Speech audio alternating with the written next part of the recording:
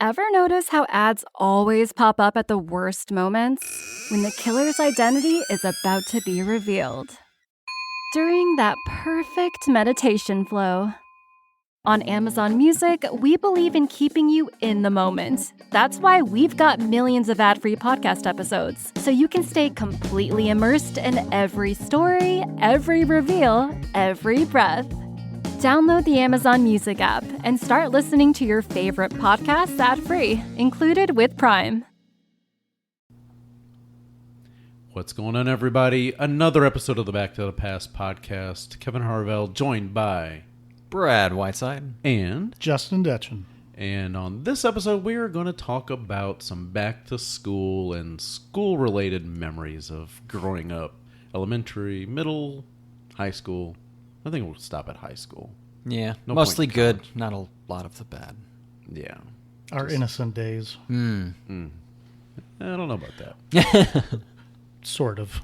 Yes, there was definitely a few things that would be like, oh my God, I cannot believe you did that. And we'll see. Yeah. Maybe our naive days. Definitely naive days. Maybe which that's I more accurate. Still feel most of those things of me being so naive as a child have led to me still being somewhat naive as an adult when it comes to certain things. Like, Sure. I had no idea about that. Oh, it led to me being the cynical person I am. And I regret nothing. Yeah, very somewhat sheltered child. I mean, not like I don't think intentionally, but as an only child, wasn't like the days of social media and online gaming where you just constantly around your friends and stuff all the time. So, Or if you live out in the country, kind of in the middle of nowhere, and far as the eye can see is a bunch of fields. like, cool, erase it to the post, erase it to the tree. The post is 5 miles away. So, we were thinking that this is the time of year when you start thinking of school and going back to school, and just all those wonderful memories kind of flood back as you're like, the either anticipation or the fulfillment of dread in your stomach, like, no, for whatever reason.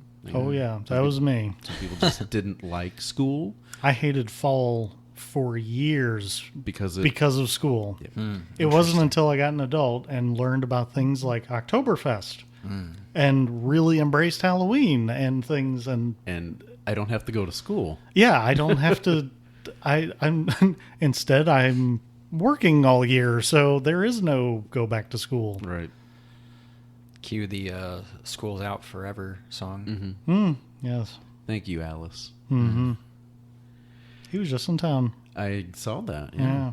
Yeah, not too long ago. Just I think it was last night. It might have been, yeah, I think, because today we were recording this on July the 26th, and he was here on July the 25th. That's right. At what we will always call Riverport. I call it Mosquito Fest. That's true. and That's pretty accurate. Yeah, and at this time of year, that's not very, far off. Very, very true. So, and obviously, we were talking about Halloween just momentarily ago. One of my main memories from, and I don't remember if this was kindergarten or first grade, but we would always do in our elementary school, which was called Maple Grove Elementary. Just, they had the lower level of one of the parts of the building. It was just like each class was decorated for Halloween and stuff like that. And there would be people dressed up in costumes and different activities. It's like I remember some of the smells, and our band room was like the most memorable room. I don't know, it had something to do with Frankenstein and stuff like that. But it was just kind of fun. Wearing those old costumes, which are, plastic. You tied it around your back, and then you had the plastic mask with the little kind of rubber band little thing with the little eyes cut out. I actually saw one on Facebook Marketplace the other day. It was Princess Leia. Still had the box. Wow. Yeah. And the strap was intact. I mean, I was fortunate to be a little younger and kind of get some of the kind of neat costumes, Nicer we'll say. things, yeah. Yeah, we'll say slightly nicer just because of they knew how to manufacture it a little differently. But then, as we discussed on the Ninja Turtles podcast, there was one year for Halloween that my aunt had sent me a full Leonardo costume, shell and all, and it was custom made head to toe. Fit me for about a year. It was the coolest year ever. This was last year. And it was just last year. Was the shell made out of soft foam or? No, it was basically a pillow. Okay. So it was in softness. So it was like the shell that you strap on like a backpack. Right. And it went underneath like the rest of the costumes. You don't see the straps, obviously. But the cushiness is like of a medium firm pillow. So it was stuffed to the gills, but it still had a little squish to it. Okay. And how old were you? Do you remember? Oh, man. 4 or 5, somewhere around there. Okay. So really Pretty young. This, I will say that's almost pre-elementary, but it was definitely a Halloween that passed like Power Rangers that I definitely remember. Yeah. Trick-or-treating, I never carried around the pillowcase. Little pumpkin head? Yeah, I had the little orange pumpkin Yeah, with the little yeah. black strap. Yep. and Yep. Big round pumpkin thing.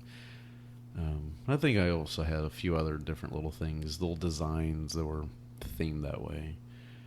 But yeah, it was like where we lived, trick-or-treating, you just kind of went up and down each side of the street, which there was like no shoulder, no nothing. You're on the street, and houses were next to each other. And then there was a trailer park up at the little top of the hill, which was about typically as far as we would go. Like parents didn't want to do all that walking and stuff like that. I always wanted to, hey, take me to the big subdivision around the corner. But nope. So I remember doing all right. I don't think any needles or anything in my candy bars or nothing that I remember. Yeah, I mean, I remember doing quite a bit of trick-or-treating, especially having younger sisters. When I lived in the other town, just south of my what I call my hometown now, which is a little bit smaller. We kind of stuck to our own subdivision at that time, but then we moved out to the country, and there wasn't really a subdivision at the time. So we would drive into town to a friend's house of my parents. And then from there, we would leave and just kind of hit the whole subdivision up, down, left, right. I mean, up and down. It felt like it took hours. Right. And I mean, it felt like we started at just before dusk and we ended, and it was just pitch black night. So, Which was kind of cool. I mean, I don't really remember. It's like nowadays, Halloween can be extremely warm. and Or- or extremely cold. Right. You never know. There's no like middle ground. I don't really remember the temperature variances. I remember it was usually chilly. And since then they've changed whenever they do daylight savings. Yeah. So now it's like light. Before it was always dark whenever it would get started. Yeah. But now it's not, and It seems like it it's kinda starting at 5 or 6 o'clock. like it based on- defeats the purpose. Like it's got to be dark. Yep. That's the fun of it. And now, of course, they're talking about there's a petition going around of trying to get it changed to the last Saturday of October for your trick-or-treating. I am 100% for this. Yeah. But I have a different situation than most. It's because Halloween is my dad's birthday, and that kind of ruins it for me. Right. Because Halloween is like my favorite time of year. I don't want to be, this is going to sound horrible, I know, and I don't care, but I'd rather not be taking my favorite day of the year and spending it on my dad's birthday. I know it sounds terrible, Yeah. but if it's always on that last Saturday as opposed to on the 31st, Yeah. that means only once every few years that I have to worry about that. Right. And, of course, Halloween is you and your wife's anniversary. Yeah. Yeah. So coming up on, 3 years now? 4. 4? Really? Yeah. That long? Oh, wow. That's gone quick. I know. Oh God. Wow. Okay. We're the old married couple. Yeah, you've still got a ways to catch up. Got a while to catch up to us here. Anybody else have any more like specific Halloween memories? Growing up, Halloween didn't hit like home the way it does now. So as I got older, I appreciated Halloween more and more, liked it more and more. Same with you, liked fall more and more. I mean, by the time I'm hitting high school, like Halloween is really getting up there for one of my favorite holidays. Whether it was dressing up and kind of going out to like your friend's house for a quotation party, or sitting out by the bonfire and just talking all night about stupid nonsense. Haunted houses. Haunted trails actually out by us. So we didn't have a lot of buildings for the haunted houses, so we had haunted trails. Did you go to like Fright Fest and anything like Fright that? Fest was Six Flags? huge for us every year, at least twice, maybe more. It just kind of depended on what the family was doing that year. But yeah, Fright Fest was definitely something we had every year for quite some time. Man, I forgot about that. I know, Fright Fest, Six Flags. Yeah. I know one year I went, it was extremely frigid. And it wasn't like right at Halloween. It was a week or so before. I was like, oh, okay, it's just miserable cold. Now I kind of want to go this year. Right. Yeah, it's been a long time since I've been out to Six Flags. Same. A few years, for sure. Well, I did briefly go, 2 years ago, just for like that one day for a couple hours. The last time I went was 2006. Oh my goodness, yeah. It's been a while. Yeah. Pretty sure my last time was high school. Yeah. That's been just a few Yeah, years. right as I graduated high school. Yeah. And to think a lot of the stuff is still pretty much the same. Just a new Minus coat of the paint. new ride of that year. Right. Yeah. There's some good ones out there, but not really the same anymore. And I don't really go to many haunted houses. I've only been to one. And that was only a couple of years ago. We went to Creepy World. Okay. And it's fine. Yeah. It's You know what to expect. I'd rather just sit at home and have my movie marathon. Mm-hmm. Yeah, which now we kind of start like almost September. Oh, yeah. Although this year will be a little different, being as you're doing some extra studying. I'm doing some Yeah. extra studying. My November will be my October, Yeah, we should. Yeah, Yeah. Just celebrate. it's just gonna in bleed November. over. which I've done before because there are times when, like watching the Cardinals, if they're in the postseason, that takes up a lot of October. All of October. So yeah, it's it's kind of hard to really enjoy October whenever I'm got my attention on that. So Yes. then I use November for that. But this There's- year it's kind of I don't have really a choice. It's going to have to be November. Yeah. If there's one month that I wish had more days, it'd be October. Yes. It's just, I don't know, there's something about the month of October. It's just like, it's so great because, again, the weather is changing. It's so much nicer. I think it's the balance between everything. Like, I don't know, just weather, daylight, the just kind of the feel of the seasons sort of in this in between. I don't know. Some days are warm, other days are cool. And like, either way, it's still nice. I will Nicer say than 100. the one thing that annoyed me as a kid, it annoys me a little to a degree today, but when I was a kid, it would make me angry because apparently I had nothing else to be angry over. But the one thing about fall that does kind of annoy me is how chilly it is in the morning, how warm it is in the afternoon, and then by the evening it's back to cold. So you take a jacket because it's freezing, and then by afternoon you're burning up. Yep. And then in the evening, you got to put on the jacket. And it's like, can we make up our mind as to what we want to be today? It's almost like California. Yeah. Yeah. Yeah. Nothing like wearing a hooded sweatshirt and still shorts. Yeah. Yeah. To me, that's perfect right there. It's strange. Yeah. Fire pits. Yeah. It's going to be nice. I can't wait. So just one other little thing too that I do remember doing as a kid, and this was because, again, stupid only child, thinking, oh, this is gonna be fun. I'm gonna take all these leaves and stuff off this tree and make this thing, and I'm gonna cover myself up, and I'm gonna scare people. It's just like, it sounded like a great idea, but I was like, no, I won't do that because I'll be trick or treating when people are coming here. So I kind of defeated the purpose. I was young, so I was young and stupid, so. It was a good try. Yeah, no, I'm kind of just old and stupid, but hey, it is what it is. Like, I would still consider doing that. Yeah. So some of the other things too, like, sticking with the fall aspect. We did square dancing in elementary school. I don't know if either of you guys did that.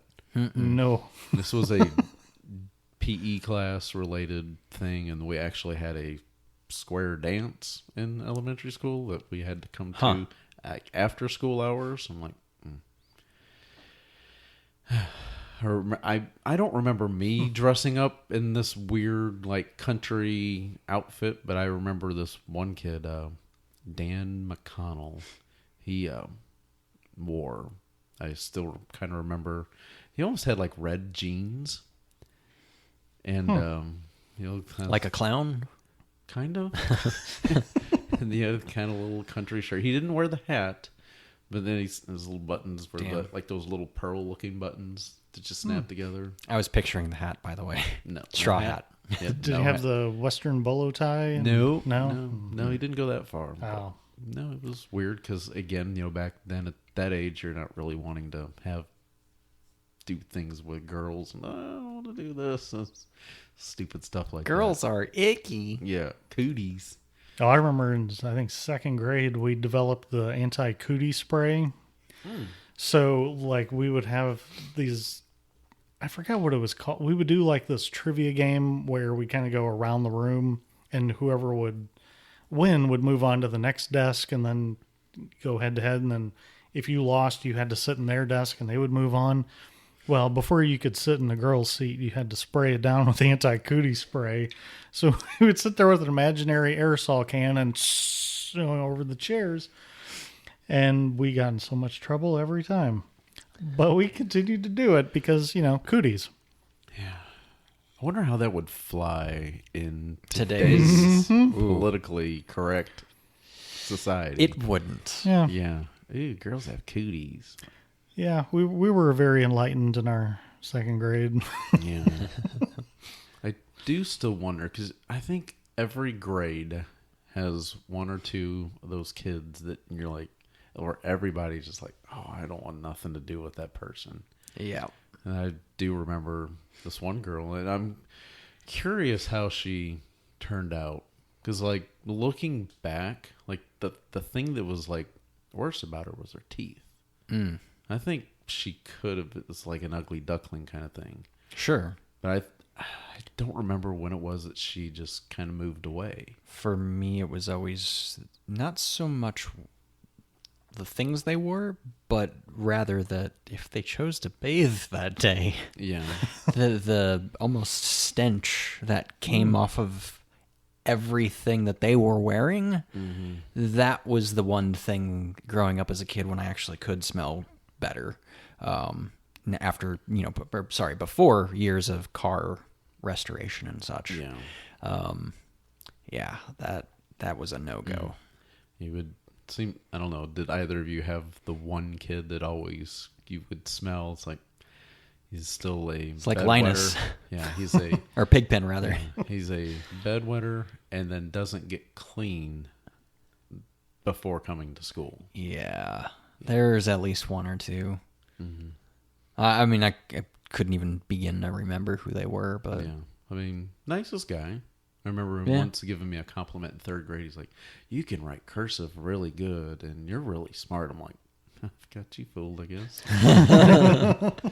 Like, wow, you do so good on tests. I'm like, okay. You don't do so good at showering. Yeah. Like, no, he was not somebody that I was close to, but I was always cordial to him, which was kind of odd considering what in first grade, his name was Mitch.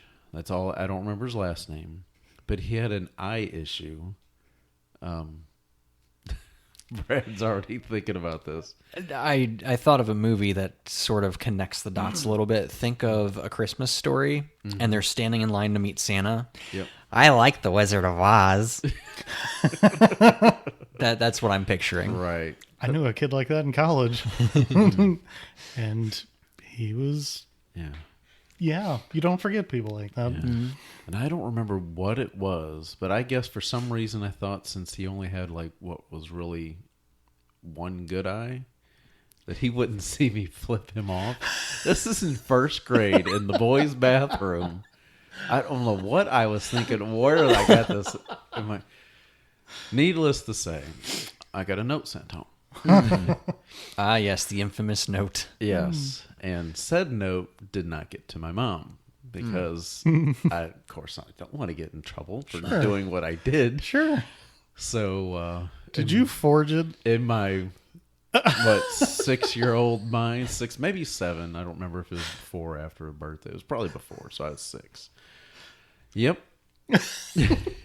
Did it work?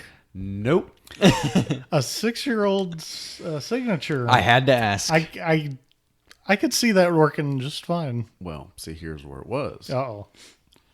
You find a signature in the house of said parent and you trace it. Yeah. Still didn't work. I No. wasn't a good tracer. You're almost better to try to come up with your own that kind of looks like a signature, Uh-huh. but trying not to use your own handwriting. I mean, again, that's beyond my pay grade. I could Right. never achieve it. Well, and hopefully, I knew as soon as the note went home, I was toast. I just couldn't do it. and hopefully they don't have another signature close by that On they file. can compare it to. Right. Because if they couldn't compare it to anything, I mean, Which I would imagine in schools they're going to have something on file. Especially in Oh, elementary sure. school, they're going to have, you're all new to school. They're going to have all these papers. and if it looks all shaky like a 6-year-old's Yeah. was doing it, maybe Yep. that would be a giveaway. Yeah, so that didn't go over so well. No, I mean, he ended up having an eye surgery. I don't know if he regained some sight in that eye or whatever the situation was. It just For the record, kids are assholes. yes. I mean, we don't really have any concept of human being and life and whatnot. It's just like, Yeah. that kid smells funny. Or Right. that kid's a meanie pants. Yep. And we also don't have a lifetime of experiences to draw on where we've already dealt with such similar situations, so we don't know how to react to them. Right. No Not empathy, as- really. Right. Yeah. Empathy, sympathetic towards the stuff that you're dealing with. And That person's different from me. That's weird. yep. Yeah. Point and laugh. Point and laugh. No. Yeah.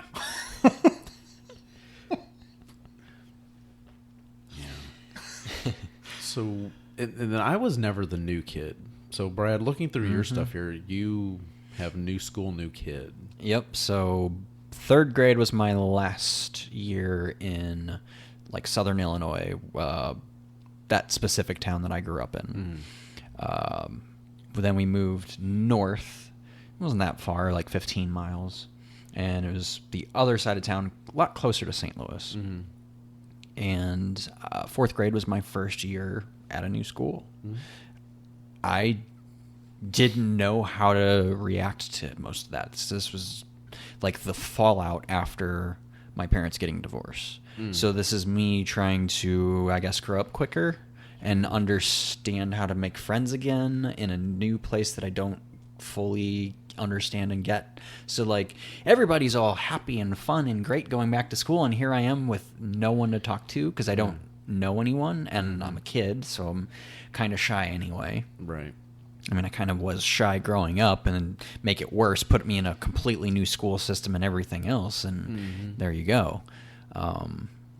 I believe that same year I had gotten 3 write-ups on the bus and eventually got a detention out of it. So it was my first detention. So that's cool. New school, new kid. And what did you do on the 3 write-ups on the bus? Oh, man. I can tell you a bus story. 2 of them, I think, were fights, and 1 time was words. So I can see you being more of the wordsmith, not You the s- physical fighting. not always. Well, at least growing up, it was the opposite growing up So you're than more what I physical. am now. Yeah, Okay. which is funny to think Yeah, about. you're more of a passive guy. Yeah, I mean, especially now. Yeah. But It's the beer. Right. sure, Helps relax you. Yeah. Most people calms them down. yeah, Works for me. yeah. So I've yeah, become a philosopher.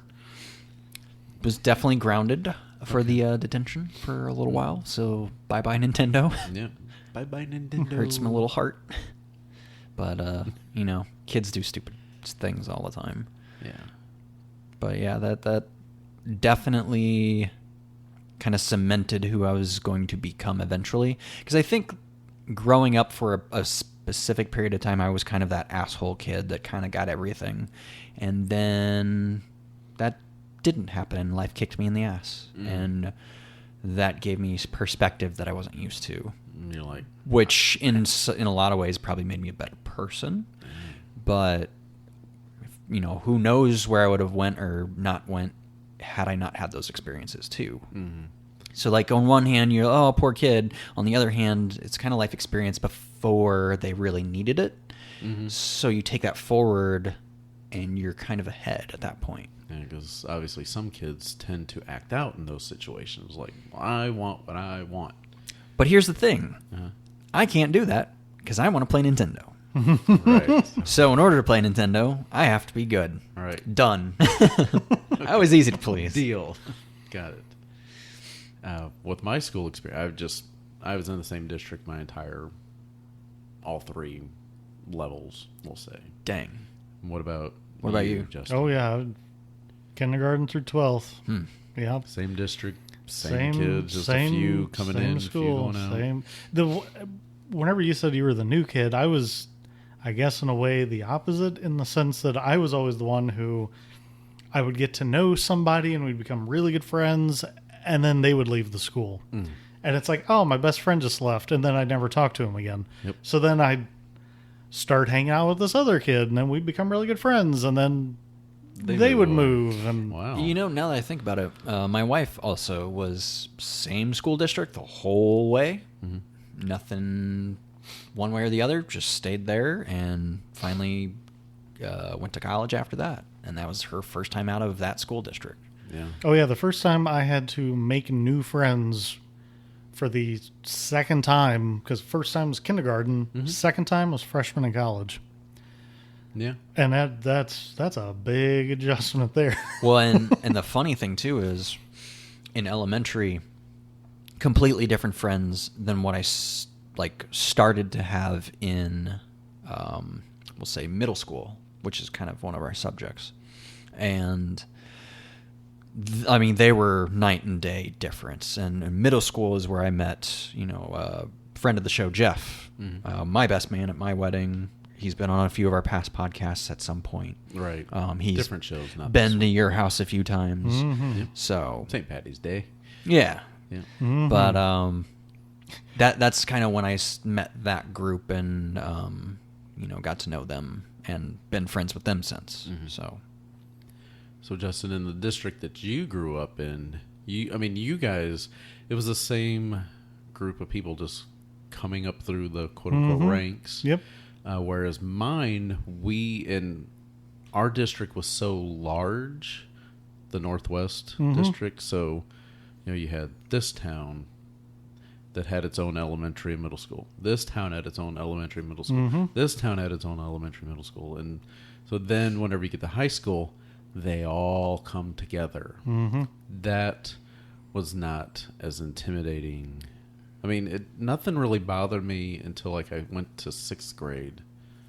And that was the only time that I was really nervous, anxiety, sick, or not sick, but my stomach hurt because it was nerves. But that was the biggest adjustment to me. And I'm I don't know why 5th to 6th was so worrisome, just because it was a different building. Same kids. Weird. I don't know. Yeah, I mean, come to think of it, 5th to 6th, we did have a different building because they built a brand new building because the specific town was growing up quickly and they needed more room and they ran out of room. So they had to build in this new building. So that's the middle school now. And 6th, 7th, and 8th grade went through there. And we were the first group of kids to go through all three at that building. So we started at 6th, 7th, and 8th. I don't remember having that same, almost hurt for going to a different building because it was a very simple building. Right. But then once we got to the high school and it was my freshman year, that's when the anxiety kicked in. for that specific year. Now, however, 4th and 5th, coming to think of it, there was anxiety because it's a new school. Yep, new and school, new kids, new everything. Yeah, everything's new. I didn't know anything, so. Yeah, and also for me, I don't know about you guys, but 6th grade is when we started switching classes. We had a locker. Yep, me too. We kind of had a pre-test of that in 5th grade where they chose like 1 or 2 classes. It was like math, science, and social studies, and those were the only classes we switched for. And it was certain times throughout the week where we would switch to go to the different class to kind of prepare us for 6th, 7th, and 8th. Right. And then, once you kind of understand the schedule, you understand the bells, it's not really that big of a deal. Right. Whenever we were in 3rd grade, now 3rd grade's also when I learned to write cursive. And starting, I think, starting in kindergarten, I don't know how this ended up happening, but I got placed in the next grade ahead's reading class. So from time to time each week, I would go to the next grade's classroom to do reading and stuff like that. So it was kind of nice because I got to know some of the older kids, but I ended up not getting to know the cooler older kids. I got to know some of the. Are they the cooler kids or No. okay? No. I was just trying to understand the It's level more of coolness. more the smart nerdy kids, I guess. Gotcha. That I get to know, and I mean they were all fine, and some of them still talked with throughout middle and high school, just because that moving up to the next grade, I think that ended in 4th, 3rd or 4th grade when I stopped doing that. Well, I never did that with English or whatever you want to call that subject. Yeah. That was the worst of my subjects. Yeah. I don't know. I really wish I would have known why I got placed into that. I don't know.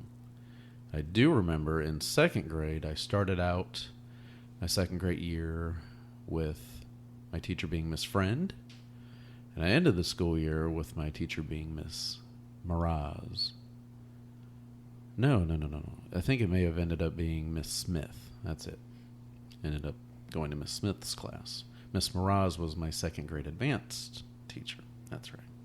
She was always one of my favorite ones. She had a crush on Magnum PI. Tom Selleck. Tom Selleck, yes. Big I mean, crush back then, on him. who didn't? What are you saying, Justin? I'm Something about that mustache you like? that mustache and shirt combo. Oh, gosh, yeah. Yeah, just unbutton a few. That's right. Get that chest hair out and those right. cars. Oh, yeah.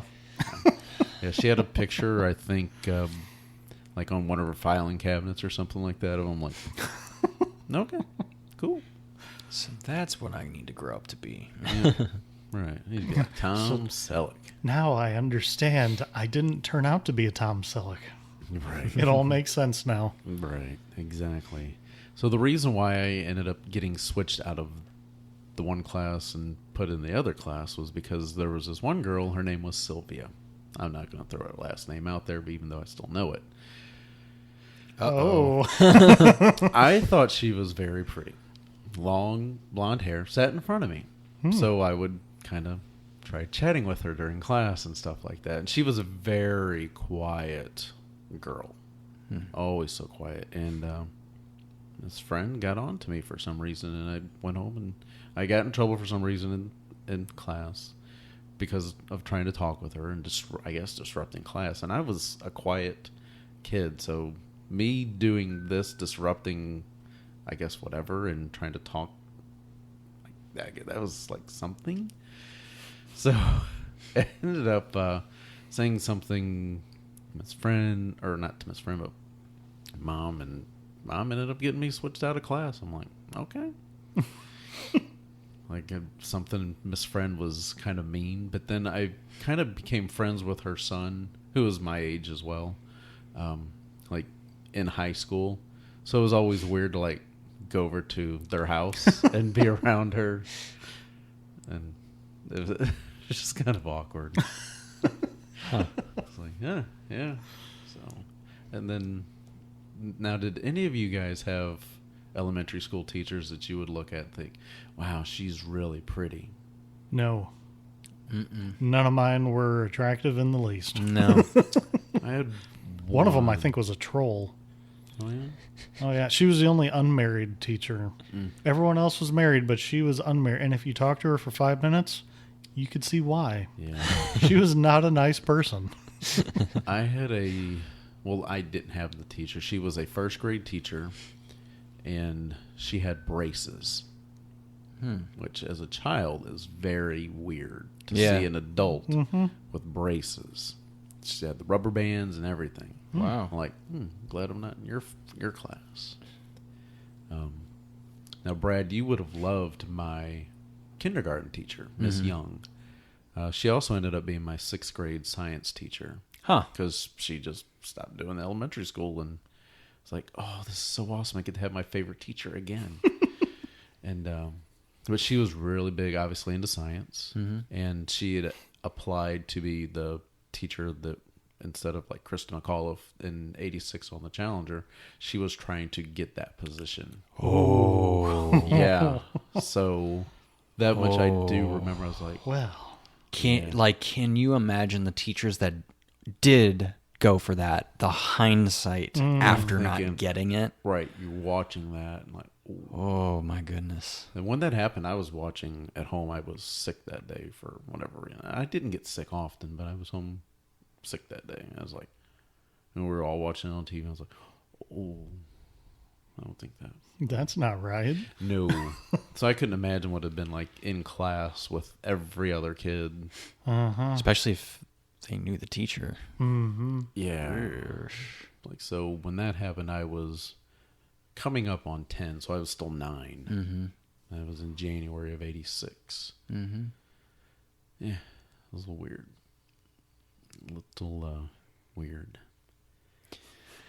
I remember, what was it? There was a few teachers that, I don't know, they're just seemed more overly nice than they should have been. Yeah, You know? a few of those too. But in a good way, like almost like, Not like hey, the predatory. world, more like, hey, the world's not as scary as you think it is. There's at least some good people out there kind of person. I specifically remember that from my from kindergarten till about 3rd grade, definitely. And then there was a 5th grade teacher that I had that I later had again because he went from 5th grade to high school. Right. So kind of like, Yeah. So that was cool because I liked him. He was a much younger teacher than most of the teachers, but I liked him. And so having him again was kind of cool. Right. And then I had another similar situation where that had happened another time. So yeah. yeah, I was disappointed when when I found out she was not going to be there on my birthday. And I was going to be bringing stuff in. This was kindergarten, not 6th grade. I wasn't that concerned about it then. But yeah, I was a 5-year-old getting ready to turn 6, thinking, yay, my first birthday in school, and we're going to have a set. And I knew this the day before. I was kind of bummed out. But elementary school, like in kindergarten, we did the incubator with chickens. And I eggs. remember that, but that for me was, I guess it was kindergarten. Yeah, it was. Did you guys do that? Nope. Nope. Missed out on that one. I really would have thought. Now for you, this was would that have- like going into spring I with think the so. chickens? I think so, I yeah. think that's where it fell for us as well. We grew a little plant from a little seed Like thing. like the bean. It was Did a you do the bean? We did the bean. Yeah, I think we did that too. One year. We did that. No, we did something about planting trees with the little. So, funny story for that one. This actually doesn't pertain to me. It pertains to my youngest sister. So, her being the baby, she brings home this tree for Earth Day. Oh, Dad, we need to plant this tree. We need to plant this tree. Okay, It's like he a little figures. stick. Yeah, it's like a Charlie Brown Christmas tree. It's this freaking stick, basically. So we plant the tree. Don't think anything about it. Here we are. We'll say roughly 15 years later, It's taller than my dad's house, and it's destroying his sidewalk. Because of where they chose Because to of put where they chose, because he didn't think it was going to grow. Right. And we sort of just forgotten about it. it. Yep. It's, you know, life events, it's a tree, you pass it, whatever. And now it's sort of taken over things, and it needs to come down. So life finds a way. In this case, Finds a way. quite a bit. So I don't know if anybody's ever planted a tree for Earth Day and it actually grows and you actually get to keep it. This is a case where not only it grows, but it thrives and overtakes the whole corner of the house. Wow. Maybe whenever one does that, one should Consider where you're consider planting. the surroundings. Yeah. Put it in a big open space in the backyard somewhere. Yep. If you have that room or out in the front somewhere. So I want to know more about the word dolt. Are you familiar with the word dolt? No. I mean, I have an idea. So to this day, this word is scarred in my brain as meaning a dumb or stupid person. Yeah. Like, you dolt. Yeah. That's, Okay, meant that's what as an I... insult. Yeah. That's my use And in a sentence. Use it in my sentence. dictionary, that's how I use it.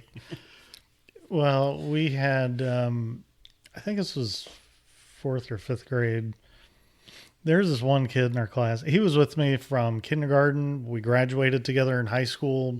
I mean, we were really good friends. And in fact, so good that the summer after we graduated, we took a road trip to California together. Wow. That would have been fun. And I've only seen him one time since then, but whatever. Anyways, There's more to that. so he was the oldest one in our class. His name was Tim. He super nice guy. He's kind of the leader of the class because, like I said, he was the oldest one. And we had this maintenance guy who worked there, and periodically he would stop into class to give announcements or something. And he stopped in this one day to give an announcement for something, and we literally we were doing vocabulary, and we literally just learned the definition of dolt. And so this guy named Mr. Jones comes waltzing in, and he says whatever. Tim's sitting way in the back corner right by the door, just turns around and looks up and says, "Hey, you dolt." And the entire class just completely lost it. Yeah, he got in trouble for that and had to apologize to the janitor maintenance guy over that. Did and you get a discipline referral? oh, he DR? he got us talking to by the teacher and the principal, and I'm sitting here like, he just called him a dumb, stupid person, and it was hilarious. Why does he get in so much trouble? Because he is a dolt. I mean, he was a nice guy. All right. We have some stories about him in high school that are long stories, but yeah, that's how we learned how to dolt as a word, and seared in my brain because a kid in my class called an employee that and got in big trouble. I think our daytime janitor's name was Miss Martha. I think her name was Martha. I can still kind of picture her just because it's the picture that I see in my head is the one that would be in one of my elementary school yearbooks. So kind of curly-haired lady. We had a janitor in high school, I believe his name was Bob, and he was actually a pretty cool dude. So as he's going down the hallway like sweeping, you see people jumping over his broom, and he loved it. He got a kick out of it. So yeah, and Didn't faze him. no, and people would always come up and greet him and say hi and see how his day was going. Like, he was just a super cool, like, nice dude. Yeah. So I don't know. That's nice. I liked Mr. Jones until he became my coach in soccer as a senior, and well, actually, he was the gym teacher there for a couple of years in high school. I didn't like him so much then. Make you run laps. Oh, he made us do a lot of running and other. I was a lazy high school kid. I didn't want to do any of that. No physical activity for me. Yeah, I don't remember getting any of my things taken away in class during elementary school. yeah. How much trouble did you guys get in elementary, like in classes? Typically, almost never. Yeah, me either. Yeah, not really. I mean, like the worst thing I did in class was, and this wasn't like something that I intentionally did. A kid named Eric Fryer talked to me. I mean, we were doing the stuff with maps. This is 4th grade, which 4th grade, my teacher, she was out on maternity leave. So I had a sub that time, which she did not like me. And I think part was because I said something or did something to her daughter. I said something. I didn't like physically like hurt her or anything like that. But I said something, and it was like after school. She showed up, and were still leaving class. I must have said something, and Miss Miller did not like me. Ooh. Good job. Yeah. But we were doing something with maps, and we were using these markers that were supposed to be erasable. Well, somehow Eric said, "Oh, you can just use this marker. Permanent." So, yeah, Mom had to come down to school and pay for the map. Oops. Good job. Yeah. On the bus, I'm trying to remember if this was elementary or middle. A friend of mine who ended up dying in a car accident when I was a senior, he was a junior because he ended up getting held back. For some reason, just he was taking a pencil and popping holes in the back of the seat in front of you on the bus. Yep, we had plenty of that. So you would hear the the puncture. I was like, that's kind of a neat thing. So once he got off the bus, I did a couple of those. I ended up getting in trouble for it. Of course. Yeah. Just like hockey, it's not the one who instigates; it's the second one. Right. Yeah, it's who gets caught. So that was there was a run of that for a while, and then we stopped doing that. The one thing that we started doing, it was the spitballs. Spitball. Oh, that was a middle school thing for me. Take the pen apart and use the pen as like your little blow gun. Yep. Chew up a piece of paper and then spit it on the roof of the bus and continue and we did. So it was plastered with them until they finally caught on. And funny enough, I didn't get caught for it, but the people that continued to do it did, and I guess they must have got written up or whatever, and that was something I escaped somehow. I may have not have done it and participated that day, or whatever it was. Yeah. Or when they decided to really keep a close eye out on it. Right. Well, and so then instead of spitballs, we had these tight wads of paper where you basically, it almost looks like you roll up like a cigarette, and then you fold the paper in half and use a rubber band. Oh, yeah. Those suckers hurt. Yes. We would have Funny wars in the enough, library. because I was in this growing period of constantly having this, like, me being super quiet but also getting in trouble. My dad thought it was actual drugs. Because he went through my backpack one time. He's like, "What is this?" And he was bound and determined. Because it was a rolled up piece of paper. Because it was a rolled up piece of paper. He's bound and determined to bust my ass. And I'm like, "It's paper." He's want me like, to show "Well, you what what's I do?" inside?" And he starts unrolling one. Nope, nothing. Starts unrolling the next one. Nope, not. Dad, it's a slingshot. And so I show him, and he's like, That's kind of cool. It's very I wish that creative, was so- his. But no. No, that was not a good talk. He really thought he had found something. Yeah. It was like a detective, like hot on the case. Yeah. Get the lamp in your face. Yeah, Sit yeah. in that chair. Where have you been? Yeah, for me, the spitball stuff, it really wasn't a spitball. It was more like a spitball grenades. They were big chunks, and this was it was middle school, that much. I remember it was always done in this one, like civics or like history class or something like that. Yeah, and it was pretty much almost every boy in the class would do it. Big old things. I mean, they would be sopping. You throw it, hit the wall, and go. And the stuff that would just stick is like, wow, that was so cool. They would be there for a while. I half wonder how any of us ever got to date. Yeah. Oh, yeah. That was so funny. Scented markers. Yeah, do you remember scented markers? I do, yeah. Did you have a favorite? All of them. I wanted to eat them all. I remember there was like a black licorice one that I didn't like, but It's probably black. yeah, I think, like, smell-wise, probably the same ones are kind of like like flavor ice ones, like your grape and your orange. And Right. I was never a cherry fan. So you didn't like Yeah. the red Everyone ones. else loved cherry, Yeah. and I kind of hated cherry. So no one wanted grape. Everyone hated grape. Well, I'll take them all. Yeah. the blue raspberry. Blues. Mm-hmm. Blues It's like always basically legit. flavor and smell of the 90s, officially. Yeah.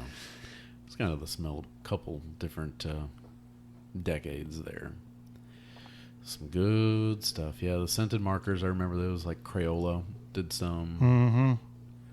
The big fat, they were the big fat They were markers fat, too. yeah. They weren't the thin ones. Ones that are as big around as your finger. They almost look like they're built like a highlighter, but they're more of like a color base versus highlighting. Yeah. Mm-hmm. Yeah, they would smell good. The scratch and sniff stickers would smell good.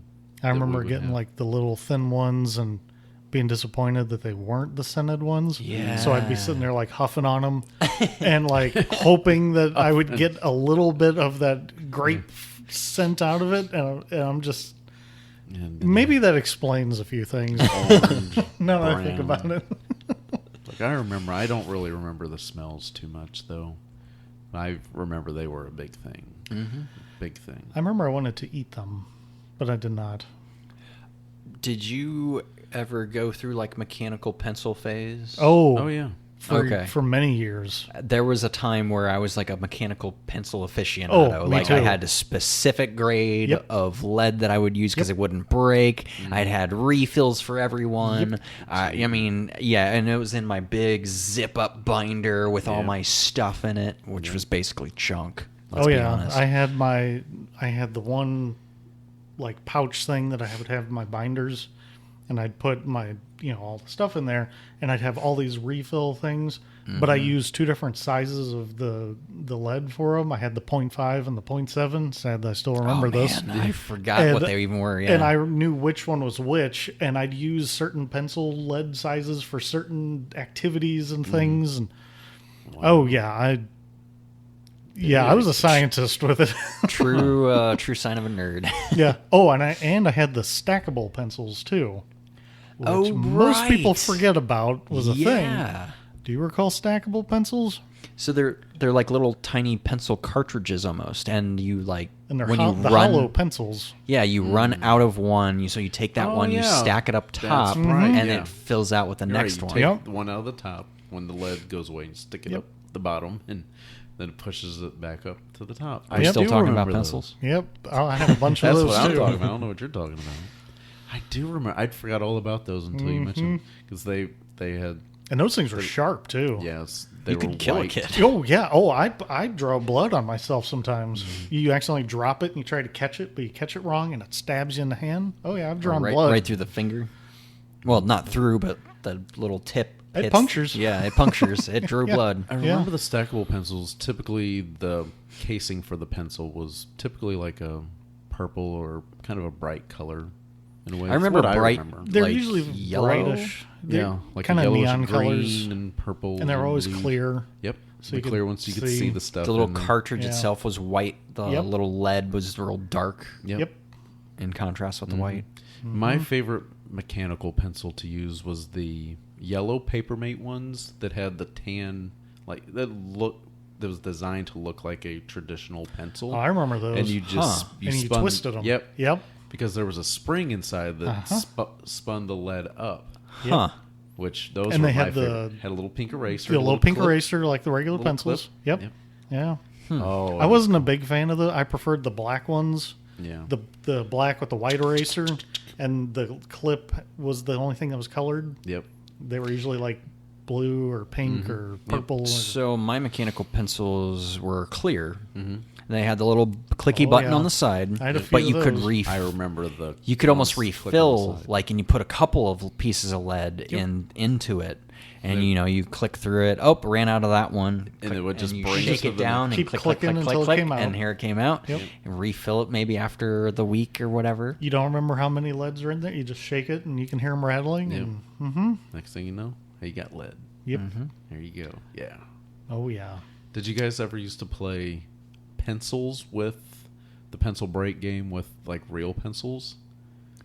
Maybe. Where one person would hold one, and then you had to like kind of pull back and then try to snap and break the other person's pencil. Yes, definitely. Yeah.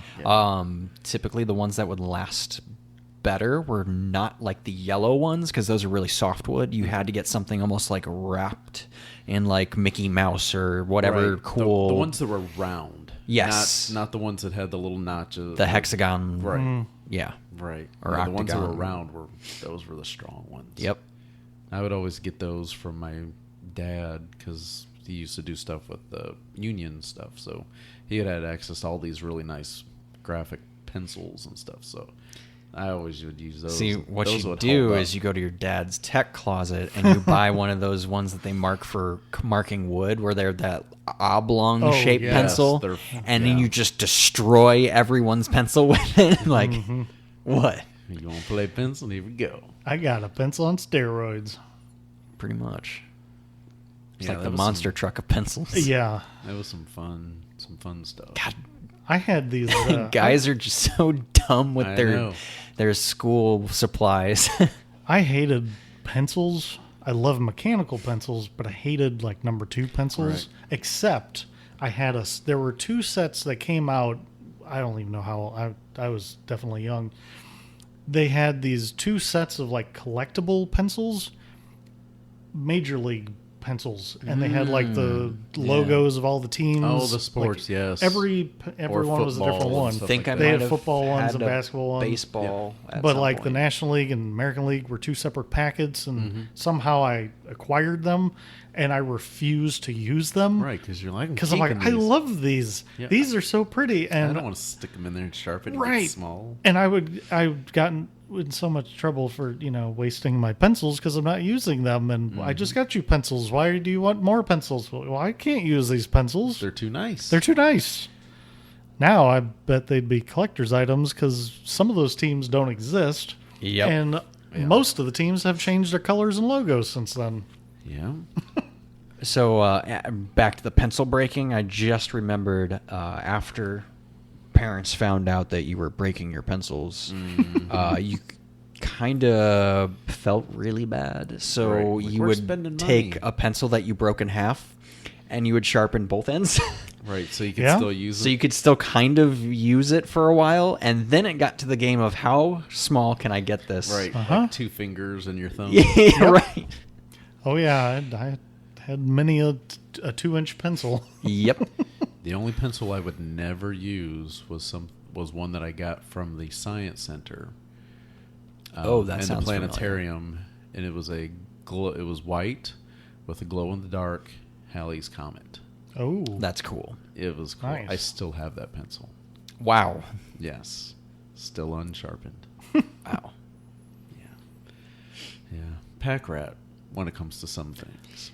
I have a drawer at my mom's house still that I probably haven't looked in since I was probably in junior high, Wow. and I'm afraid to, because I know there's stuff in there they're just little trinkets and odds and ends, but at the time, it meant something. Justin's Similar- time capsule. Oh yeah, Similar thing, but grandparents' shed.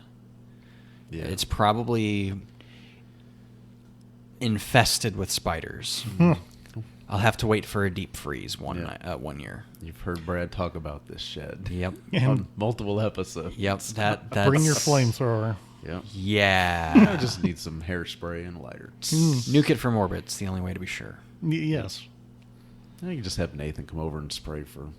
Oh spiders. yeah. Yeah, There we yeah. go. You know a guy, I know a guy that knows a guy. right?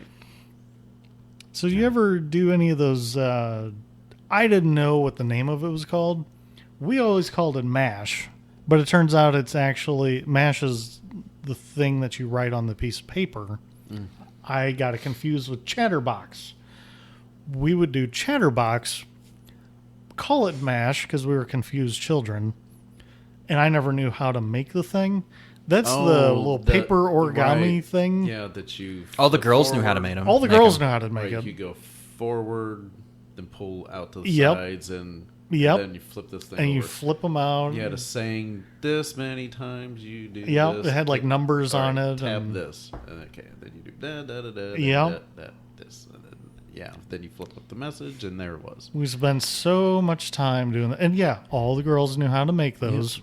None of the guys knew how to None of make the them. all the guys knew how to make paper airplanes, though. Paper airplanes, Except for and me, paper footballs. I couldn't do it. paper footballs, and then paper. I couldn't Chinese do those stars. either. Ninja stars. Tell us more about these.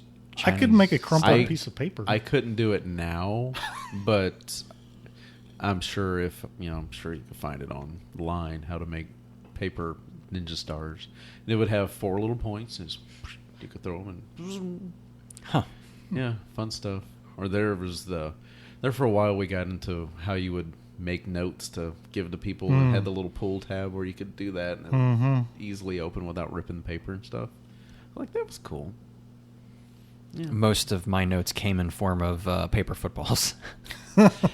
So then you had to sit there and unfold it, and then by the time you unfold it, it's got 100 folds in it, and you can't read it. Right, because it smeared all the pencil lead. Pencil, or it's like you got to read through the fold, and it's like, what was the point in this? Yeah. Oh, yes. I know you wanted secure mail, but damn.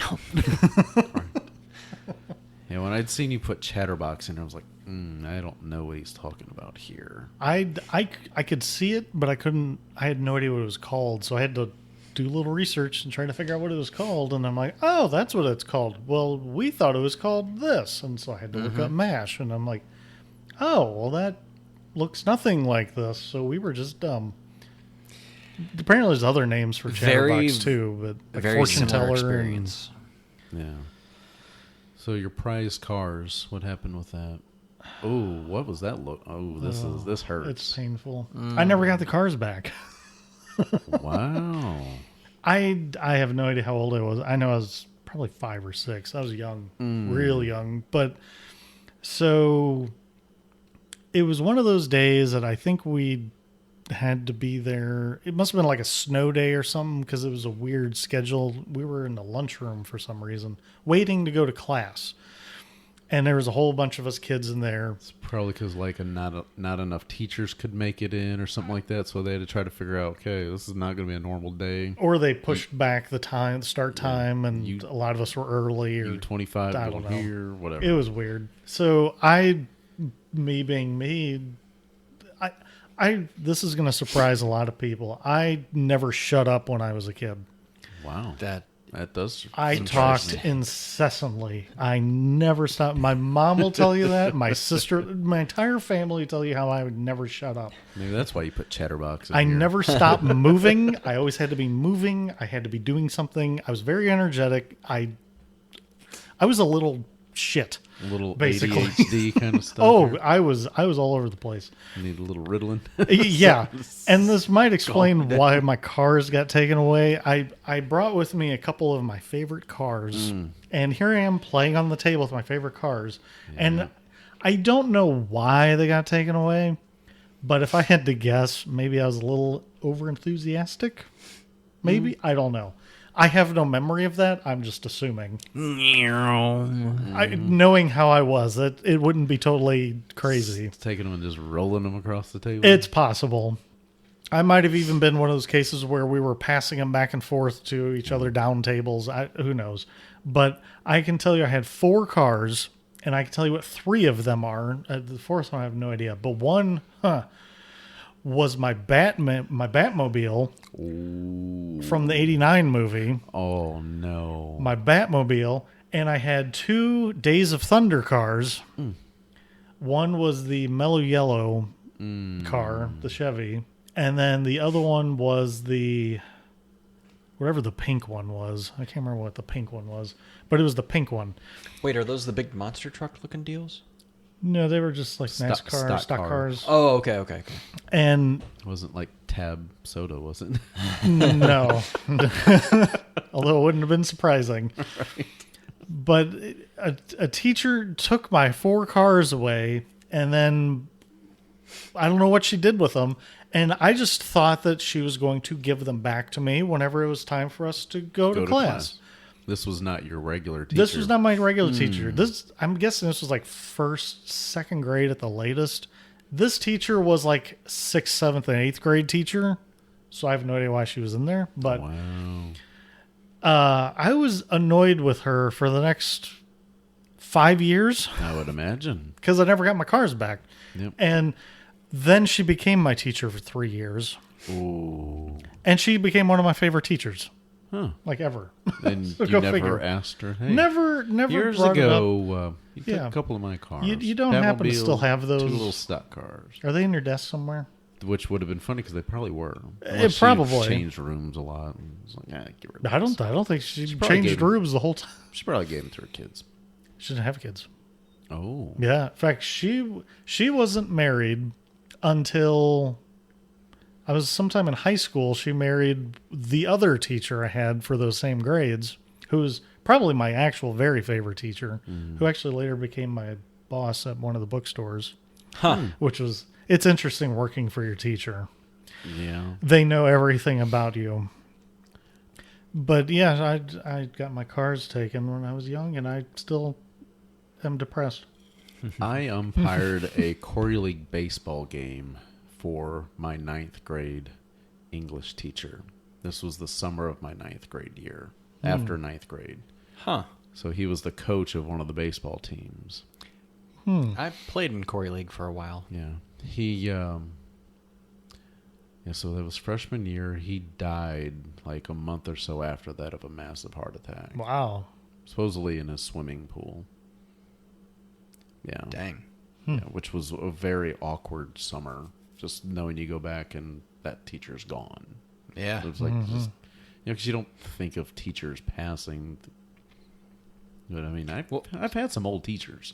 Oh, I did too. Well, I remember I had a my kindergarten teacher died when I was in high school, and that was kind of weird. So kind I of mean, shocking. the entire school went to the funeral, and I was like, "This is weird." Since then, several of the teachers have died. Of course, Right. But I mean, it's been 25 years.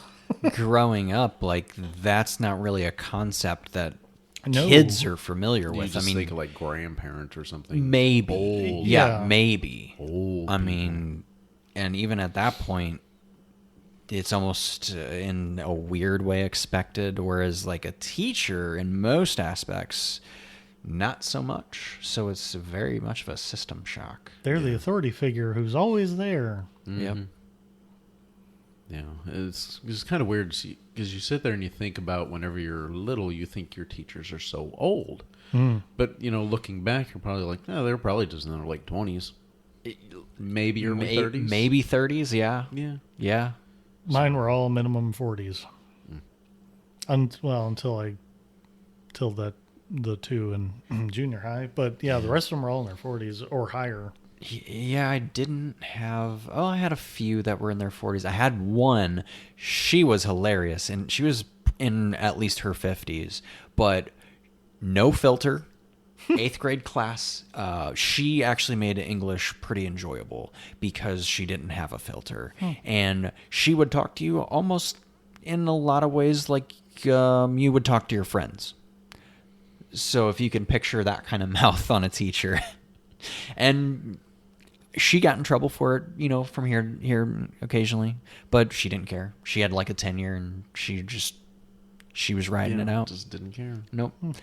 So she was kind of cool. And then I had another English teacher that, for some reason, she really liked me, hated my sister. Hated her. Really? Not sure why. I was like, oh, yeah, you have Miss Martin. I loved that teacher. And she's like, oh, man, that teacher hates me. Da-da-da-da-da. I'm like, oh, Jesus, I really liked her. Wow. Isn't that weird, though, how that sometimes happens? Yeah. Usually it's like, no, I'm just going to hate the entire family or like the entire family. Well, all of us kids went through the same band teacher growing up. And then he had just retired as my sister was graduating high school. my last sister, my youngest sister.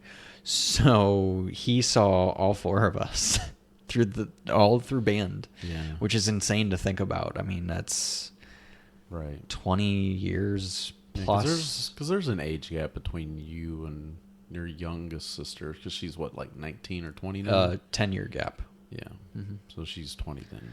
Okay. Huh. Did you guys clean erasers? Thinking that was Oh, kinda yeah. neat? Yeah. With That was Definitely. knocking the chalk off. Thinking But that that was a big privilege. That didn't last long, maybe for us, Oh, because we that went to was- dry erase pretty quick. Oh, we didn't. We had No. chalkboards the entire time, Yeah. and that was the greatest thing ever. Yeah.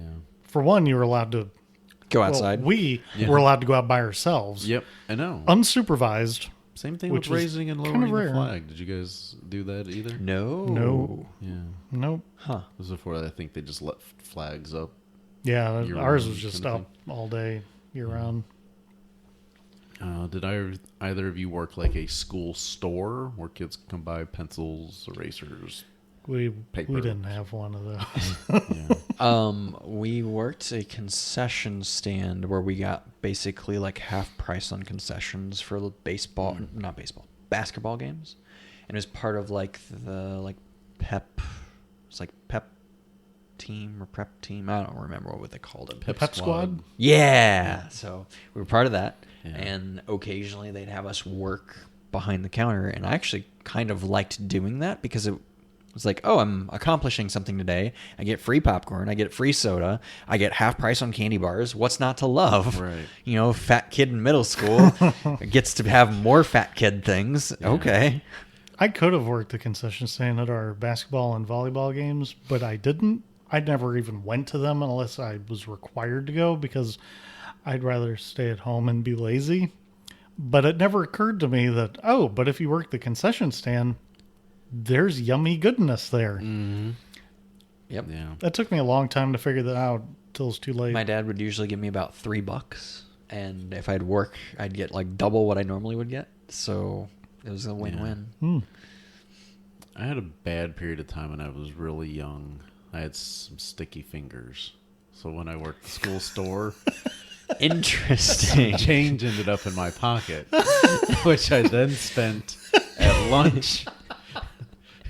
Somebody this put is some a new- change in my pocket. This is a new side of you I've never seen. And I had a Kevin the klepto. and I had a lunch that consisted primarily of a lot of caramel. Those little caramel cubes. I just ate a bunch of those. I'm like, I want a lot of these. Well, speaking of weird lunches, for a time, in order to kind of, instead of getting a normal lunch like a normal person, Right. I had a like study hall class where it was kind of like right before lunch, but not the exact period before lunch. So it was that in between period where you're kind of hungry, kind of not. So I'd get a thing of nachos because I love nachos. Who doesn't like I plastic know. cheese? Right. So I'd eat that, but then that would cut my lunch. So in order to kind of like make that back, but still have a little left over for like maybe a cookie on Fridays, because their cookies were amazing. Right. They were the big Big flat ones. chocolate chip cookies that were gooey AF, and they were the most sugary, delicious chocolate chip cookies that I can remember as a kid. So I would, for lunch, I would drink 4 milk cartons, and that was lunch. Oh, Wow.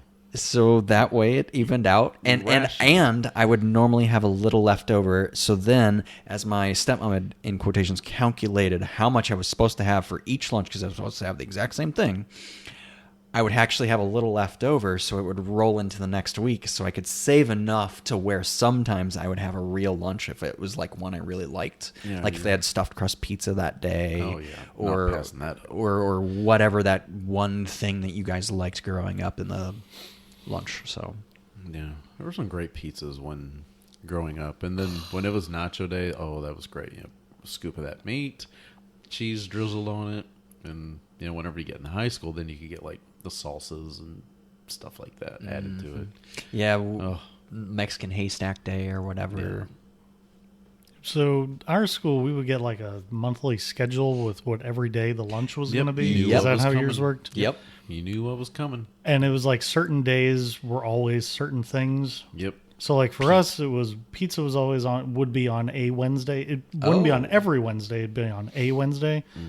Hamburgers or cheeseburgers would be on a Tuesday or Thursday. And those burgers were fucking horrible. They were terrible. Yes. And Terrible. so were the pizza was- fries. our pizza, we didn't have fries. Oh.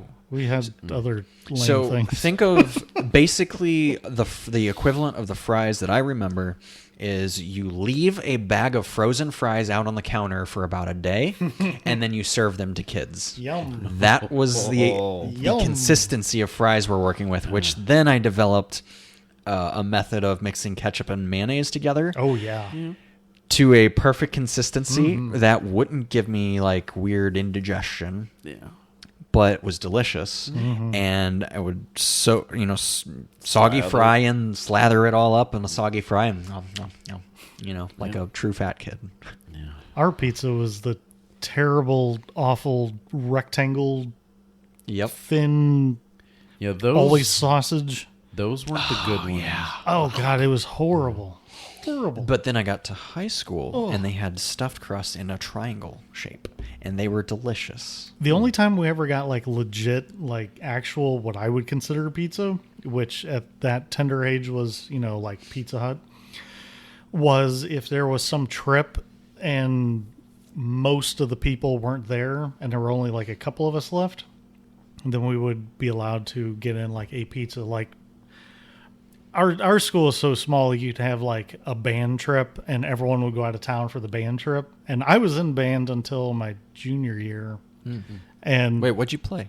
clarinet That's right. for, I guess, like almost 5 years. Wow. Yeah, if you started it in middle school. I started 6th grade. And, Never did band. but I quit because I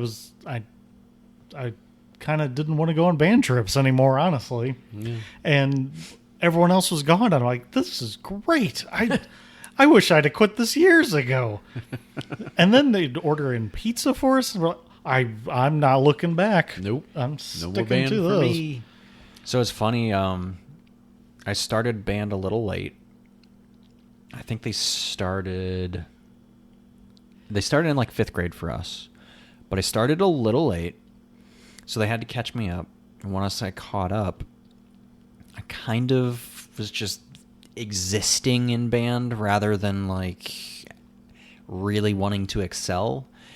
But then I hit high school, and that's where I loved band. Between the marching stuff, like getting out of school to go to marching competitions, or getting a specific, like every year, always, I always had band first period, and that's how I would start my mornings in the fall, especially because we had marching Right, for season, football and we'd always be marching on the dewy grass, so I had to make sure I wore my crappy shoes instead of like maybe my gym shoes instead of my nice new cool skater shoes that I've been getting. Oh gosh, yeah. So between that and I had a lot of fun in marching band actually, Yeah. and band camp. The only instruments I remember playing were recorder and xylophone. The Fucking little hate that wooden recorder. xylophones. That stupid recorder. That sound that stupid thing makes. But I played trumpet, and because all of like the notes were similar in a like a structure when you go up the chain, tuba / sousaphone, because they're the same instrument just shaped differently. Sousaphone for marching because it wraps around you and you can march with it. Tuba for just normal band stuff. Right, where you could actually sit down and be doing your stuff. Funny thing is, I begged my dad for like a newer instrument, and he'd finally went through and got me a newer one because I was rocking this hideous triple repaired amalgamation of like 3 different metals. I dropped it one time, and the metal that they had used for the bell just crushed inward, Like and we a- tried to fix it. Oh, he almost killed me. But it was the shittiest piece of whatever you could think to imagine. But we got it because we didn't know how long I was going to go, which makes sense. That makes sense. Right. Yeah, those Then things are expensive. we get to high school and it's like, okay, I'm going to get a real one, a nice one for marching band. So we get the nice silver trumpet. It's gorgeous. Get to use it like once, like 1 year. And then they pushed me up to the tuba thing. He wasn't exactly thrilled about that. Yeah. But, yeah. So with recorders, did you guys have the brown one or the like yellowish beige one? I want to say the yellowish beige one. What about you, Justin? Oh, we did not have them. Really? Yeah. Wow. Are they the devil's music? No? I think they were just too cheap. Wow. I still have... We had music class for many a year. We just didn't do the recorder thing. Still have mine. Wow. Yeah. Dang. And I know you bust it out every Friday night when you're not doing this. Yeah. That's right. Doing Led Zeppelin covers on your recorder. Exactly. Yeah. I'm still working on Twinkle Twinkle Little Star. Oh, I thought he was doing Neverending Story covers. Yeah. Nice. There you go. I will say, though, I haven't touched my clarinet since I sold it. In fact, I still very clearly remember selling it. Sure, you haven't touched it since you sold it. Well, any. I have Right, not right, touched right. any clarinet since I sold it. I guess I was probably 15 or 16. Yeah. And I still remember the guy who we put an ad out in the paper, and a guy came over, and I explained everything, and we'd gone through the process of getting it professionally sanitized for whoever, and he was buying it for his daughter, and I could, to this day, pick up a clarinet and be able to play it without even trying. Wow. I still remember. I could tell you what all the notes It are. was a natural. And I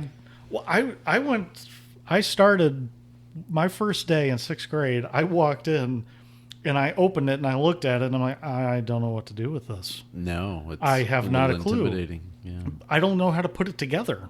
Right. I So don't- what, 3 pieces? No, it was One, 1, 2, 3, 4, 5. yeah. Oh. And that's not including the ligature where you put the reed in. So, I mean, Well, usually that's I mean, it's attached to the mouthpiece. unless you but, broke it. Well, yeah. Yeah. But I mean, that's like a whole other thing you got to factor in. And I didn't know how any of this. And this girl who sat next to me, who was 3, 4 years older than me, who I knew a little bit, just kind of in passing, but never really talked to, she showed me how to put it together and whatever. And I'm sitting there like, I don't know what any of the notes are. I don't know any of this.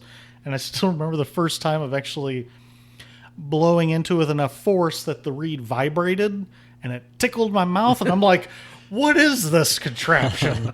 I don't like this at all. Did you have to put the reed in your mouth to get it wet for a little Oh, while? yeah. You sit there and you just like kind of suck on it. suck basically. on it basically while you're putting the thing together, because then it softens it up and gets it ready and all. And the taste of it was horrible. It's just a little piece of wood, Yeah. and it's gross. But I went from 3rd clarinet to 1st clarinet in about Look at you. 2 years. You were natural. You could have went pro. Honestly, looking back, I probably could have gone somewhere with that, but Did you like Kenny G growing up? I didn't know who that was until people started being like, "Oh, you're a regular Kenny G," and I'm like, "Who is that?" So then I started listening to him, like, "Oh, I don't mind this," and then I found out, oh, he's playing tenor sax. Okay, So on the grosser side of things, you're like Benny Goodman, and then I listened to that, and I'm like, "Yeah, this isn't really clicking." I played a bunch of brass, and for those of you who are brass or were brass at one time, you would know that there's a thing called a spit valve. I was about to ask you about the spit I've heard valve. of Oh my! How gross! And we would just dump it out on the Oh, floor, yeah. just right on the floor. Oh, the trumpet sat right behind me, Yep. so I would just You hear would- this in between Yep. clearing out the spit. Oh. And you look back, and you just see this long string of drool coming out of it. Yep. Oh, No, gross. no. Yep. no. Because Ugh. in order to do any brass instrument ever, Yep. pretty much ever invented, it's into a some kind of goofy horn basically where spitting you're into it. moving little valves with your finger. Like, Trombone's worse because you got to reach longer to get to it. Yeah, Wow. the cool kids did the trumpets and trombones uncool kids like myself did the clarinet. Although there's no simple two ways about it. The hottest girl in my little age group ended up playing clarinet and sitting next to me. Ooh. And she was not attractive at all when she was a year younger. She was not attractive at all whenever she first started doing it. But boy, by high school, everyone was like, yeah, she is gorgeous. And you get to sit next to her. And I'm like, not only do I get to sit next to her, I get to turn the page for the sheet music for her. How about that? How do you like me now? Oddly enough, the kid I was talking about earlier, Tim, he ended up dating her. Of course he did, because, he's the cool one in the class. Right. And he played drums, so he was definitely the cool one. Oh, yeah. Yeah, the drummer. super cool kids were always the drummers. Yep. Of course, yeah.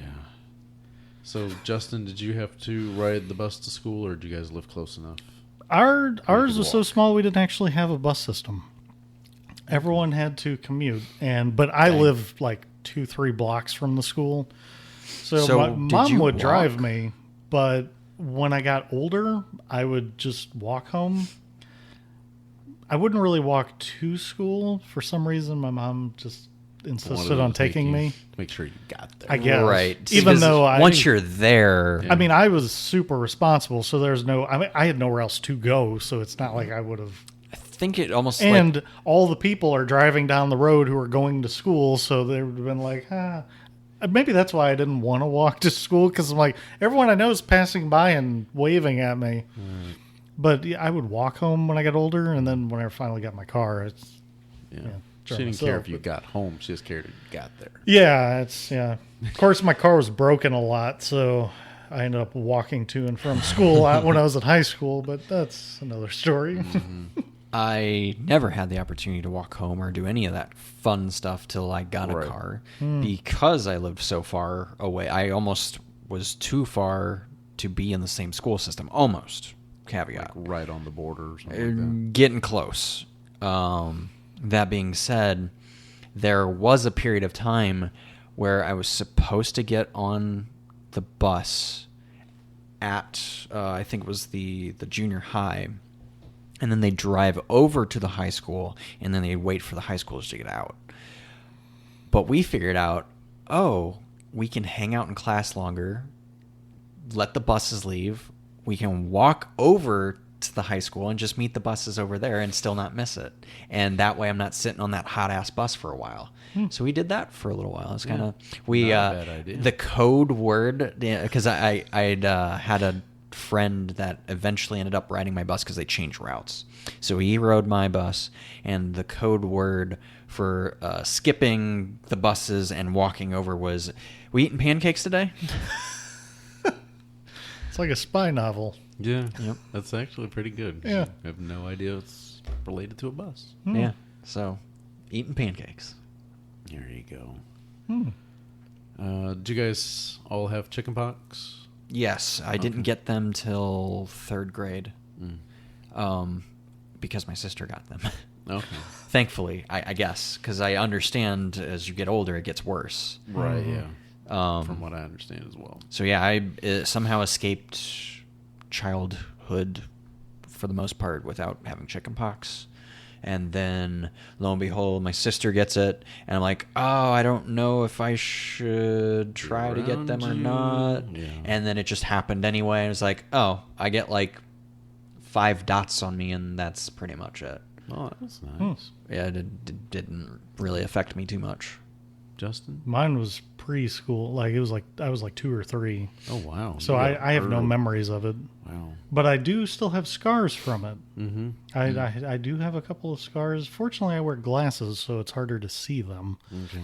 But I have Here's- one on the bridge of my nose, Yep. Which, and then I that's what have mine one right there. right under my Oh, eye. dang. That's what my little bump is. Yep, or I got the divot. one there, got one there, and I used to have a couple others, but I can't remember where You they know, are. now that I think about it, I might have more than just like 5 dots to be fair. But I do remember doing like 1 or 2 oatmeal bath things and trying that out, and I guess it helped. So that was for the chicken pox and not just for fun.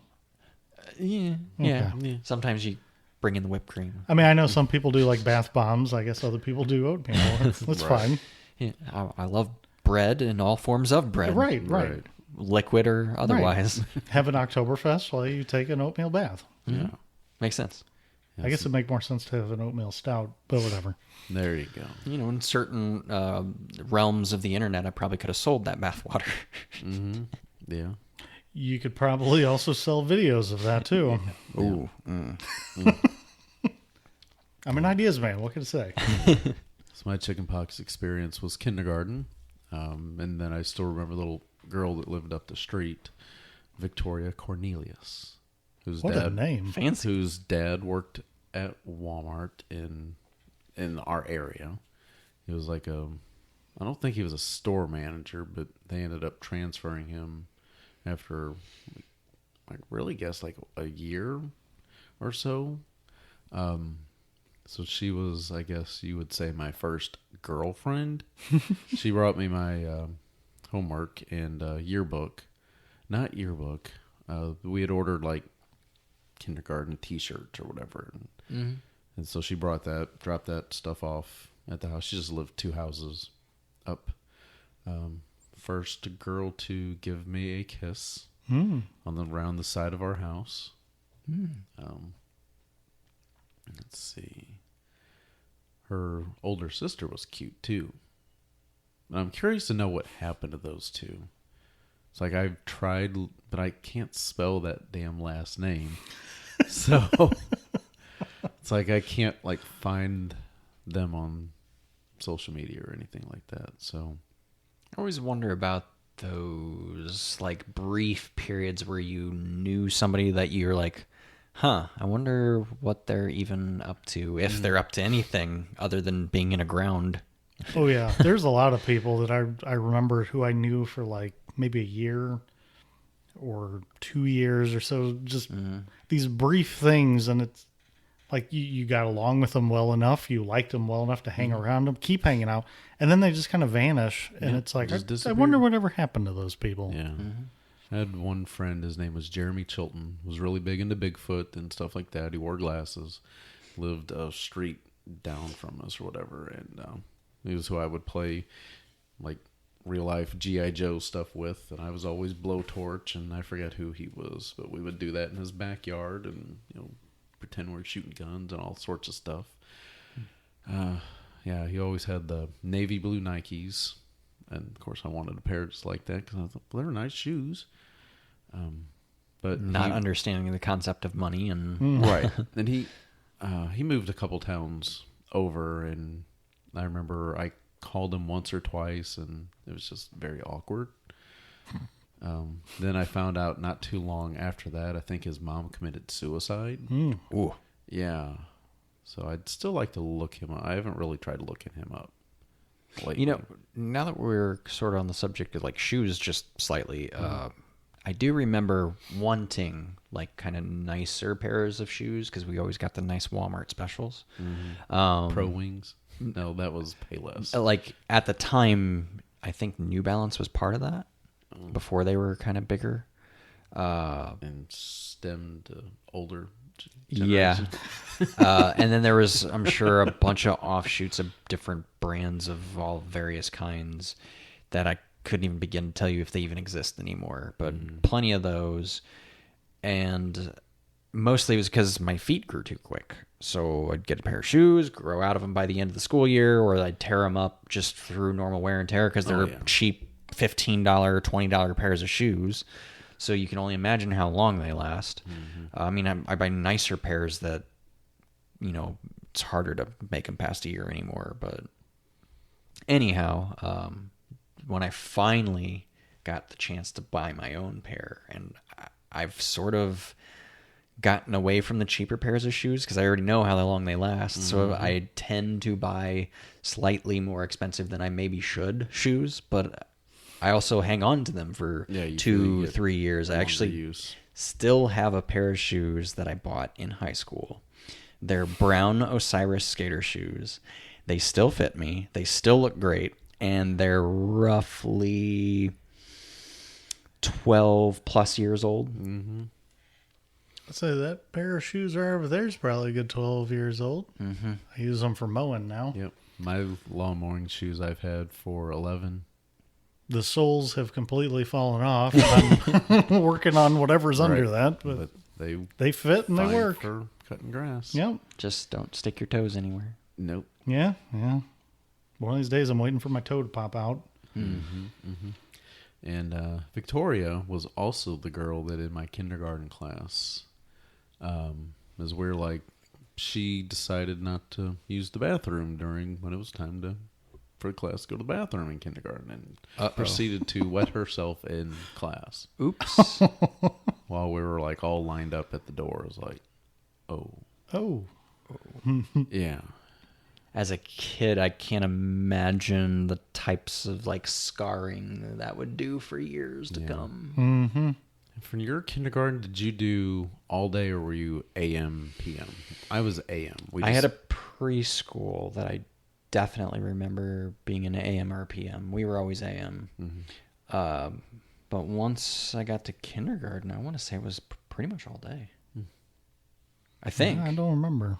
Yeah, I could be wrong. I mean, I know ours was AM or PM.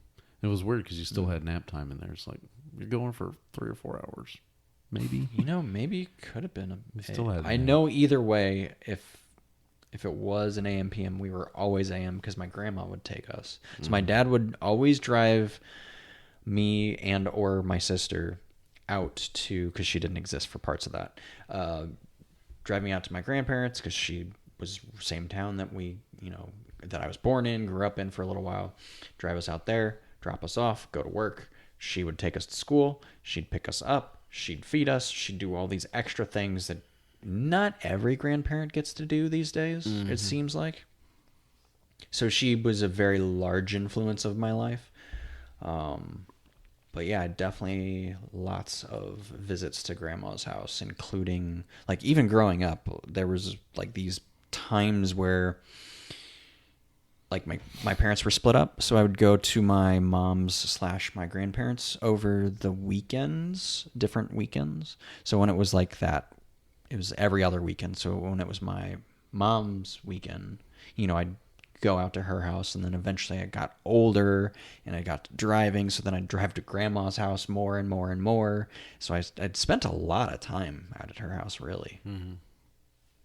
Even as a teenager, which is, I would say, kind of on the rare side. Most kids like kind of too much. They kind of grow out of hanging out with their grandparents. They want to go hang out with other kids. They want to get in trouble, blah blah blah. Yeah, they don't want to be with their parents, much less the grandparents. I mean, that's like doubly old. No way. Yeah, whereas I kind of much preferred it. Yeah. I mean, probably because she fed me a ton. It was pretty laid back. I mean, she was out in the country. I could go fishing or hunting or play with my cousins next door. Ton of video games galore. I mean, it's pretty much any kid's dream, really. Yeah, I didn't really have the opportunity to have a solid, strong relationship with my grandparents. Just would see them at like Christmas, maybe Thanksgiving. So really it seemed like a couple times a year.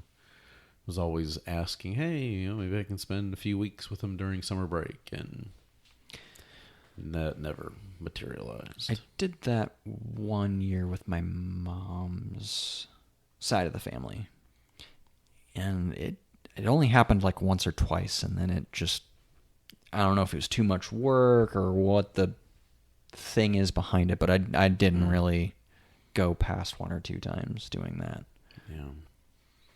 There's one last thing that, 1 or 2 last things that I had left for my elementary school stuff, just memories, is getting at recess, getting pushed down this hill, and there was like some sticker bushes there, so my Bigfoot shirt got ripped, couple holes in it, and I was a little upset. And Eric, the guy that did that, we ended up becoming like really good friends after that because we both got in trouble. And oh sure, yeah, I had a St. Louis Rams coat. That kid that I rode the bus with, Justin, oddly enough, last name, it doesn't matter, So not you, Justin, obviously. Yeah, clearly. Let's clear that up. Yeah, just so our listeners know.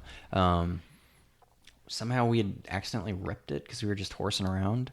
And my dad had saw it at one point and asked what happened. I told him. And then he proceeded to, like, call his mom and yell at her. And they got in this big fight. And then, like, us being friends there forward was just awkward. So, I mean, and he was... I don't know. He was kind of one of the stranger kids. I mean, he wasn't... I mean, I was strange too, I guess. But, yeah. Different strange. Different forms of strange. He had like 1 or 2 younger brothers and an older brother, so he's a relatively big family too. But I definitely remember getting in trouble, ripping clothes, and other things, just being a kid. Yeah. No, like recess was one of my favorite times a day, because I was always so super skinny and I could run really fast. I always thought I was one of the faster runners and stuff. Oh yeah, I'll play tag because you can never get me and stuff like that. Then we had Danny Braswell, who had to move from like Oklahoma because he had a southern accent and stuff like that. And I was a little jealous because he was faster than me. Come to find out, the reason why is because he was like 2 years older than me. So he was another one of those kids that had missed a grade or two. And after recess was ending one day, we were all like running back in to do whatever. He had stopped to tie his shoe. Now, so running by, he was, down on one knee or whatever, tying his shoe. I just pushed him over. He didn't take too kindly with that and chased me down. And I mean, he didn't like hit me or nothing, but he was mad, and that didn't go over so well. And then there was Carrie, a guy named Carrie. We were playing football or something like that, and this was over there by that same hill that I got pushed down. He was a grade older than me.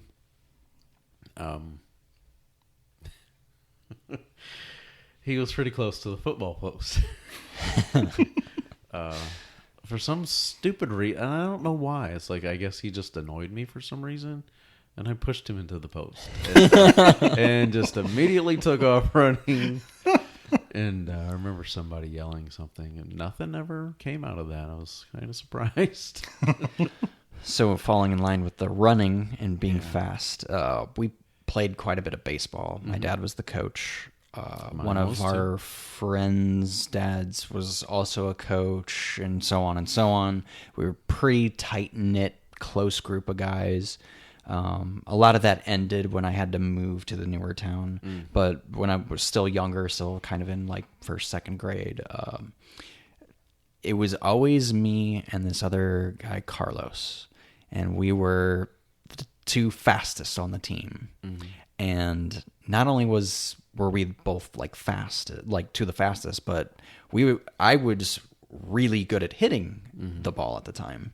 So not only would I hit the ball, get on base, but I was one of the few that got the ability to get the go-ahead to steal because I would make it every time. Right, yeah. You just as soon as you got on first base, you knew I'm probably going to score because I'm going to steal the next 3 bases. Yep. I was never the powerhouse hitter. I was more of like the batting 400 hitter. Yep. So singles and doubles hitter. Yep. So always getting on base, with that kind of thing. But there were periods of time where he was faster than me and I was faster than him, and it was always back and forth. And we were the 2 fastest on the team. That always felt good. Yeah. I literally have the same thing because there was a kid named James who was a year younger than me, and we were the 2 fastest kids in the entire school, like for years. So whenever we would have recess, we played a lot of capture the flag at recess. Yeah. We always had to be on opposite teams because we could outrun everyone on the other team. It would not be fair. Yeah. It would not be fair at all. We could have like a quarter of the people on our team, and the other team could have 3 times as many, but we'd still beat them. And so whenever we get to soccer, of course they put us in the middle because you got to do the most running for cover the most ground. But I'm not good with distance. I'm more sprinting short term kind of person. Yeah. And Same. So soccer, I fizzled out badly. But so that's one of, like, I don't want to say regrets, but one of those things, like, had I been in a different school and been able to pursue, like, sprinting and track, I probably would have done really well at that. Yeah, I never, because I was in band so heavily, I never pursued any kind of track thing. Yeah, It never even occurred to me until way after I graduated and I was done, and I would talk about these things, and people started to be like, well, weren't you ever in track? And I'm like, well, we didn't have that. And I wonder what would have happened had I... And now, and every once in a while it still pops in my head, like I was just looking up. So do you guys know the Freeze? Yes. For the guy Braves? Right, the guy that runs on the Yeah, the there's warning track. So there's a guy. He's a security guard actually, and he was, I think, a college track sprinter.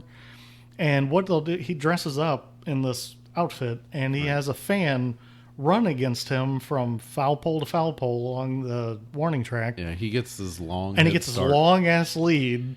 And then the Freeze will just take off running, and he almost always beats the guy. Yeah. And it's hysterical to watch. Yeah. But I sit there and I watch it, and I think, had I pursued that, I probably would have given him a good run for his money.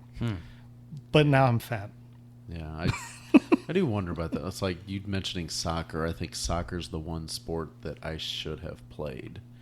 Because I could sprint, and it's not like I could run distances. Right. I could pace myself enough to play soccer. Yeah, that's how I was. And I would always take the ball from this one kid, Josh, who I'll talk about a little bit later. And because he was a diehard soccer player, my God, and he had a little temper on him too. And I would always just we would play soccer at recess and stuff like that, and I would always get the ball from him and keep the ball away from him, and he would get so mad all the time, and I was like, whatever. I grew up playing soccer at the Y, indoor and outdoor, and all the coaches I had were always, well, I mean, they're, being that young, they're always like, good job, you'll do great. But these guys would always be like coming up to my mom and being like, yeah, you need to, this guy, you should pursue this. Let me keep, and it didn't matter who the coach was. They became really good friends with my mom because they're like, he really needs to. We want him to play soccer. Oh yeah, because like I could run really fast, and I was really good about taking ball away from other players, and I was good about guarding it to keep other players from getting it. And I could kick the ball just about harder than anyone else on any team I was ever in. And I knew what my strengths were, and I learned enough of the game to play to my strengths. So whenever I get to high school and I'm on a team where the coaches were basically like, hey, you're going to coach soccer this year, and they're like, crap, I got to learn what soccer is. They had no clue, and so I was never utilized to what I knew I could do. And whenever I would try to tell them, hey, these are the things I can do, these are the things I can't do, maybe we should lean in towards the things I can do. Let's play to our players' strengths. Yes. I was good on like fullback defense. I was good at striker offense, but you put me anywhere in the midfield, I'm going to crap out. And I was always a starter in the midfield. Every time I'm like, this is going to be wasted on me. And sure enough. And James was always the other midfielder too. So the two fastest guys you put in the midfield, which, okay, I get it. But I would think you'd want the fastest guys in the front, not in the middle. Or in the very back. You don't want them in the middle. That's where you want your distance people. But whatever. What do I know? Yeah, definitely. And then the neighbor kid across the street. It's like none of my other friends, they were mainly into G.I. Joes and Transformers.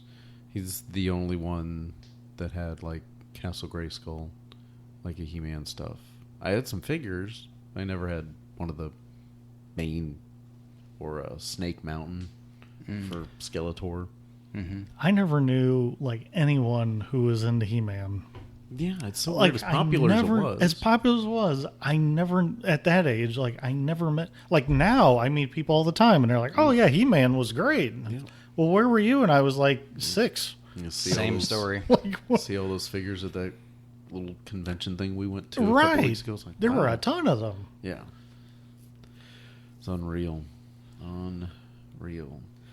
So, Brad, I know there's a few other things you got in here about new kids shows and long bus rides. You mentioned. Yeah, I mean, we kind of covered bus for the most part. I mean, bus rides were long because I was one of the first stops and one of the last stops. Yeah, I was too, but it was like mine wasn't long rides, really. I Didn't seem that mean, way. we're talking every bit of half hour, maybe slightly more, depending on the day of the time I'd be on the bus. So Game Boy came with me quite a bit, especially when Pokemon came out.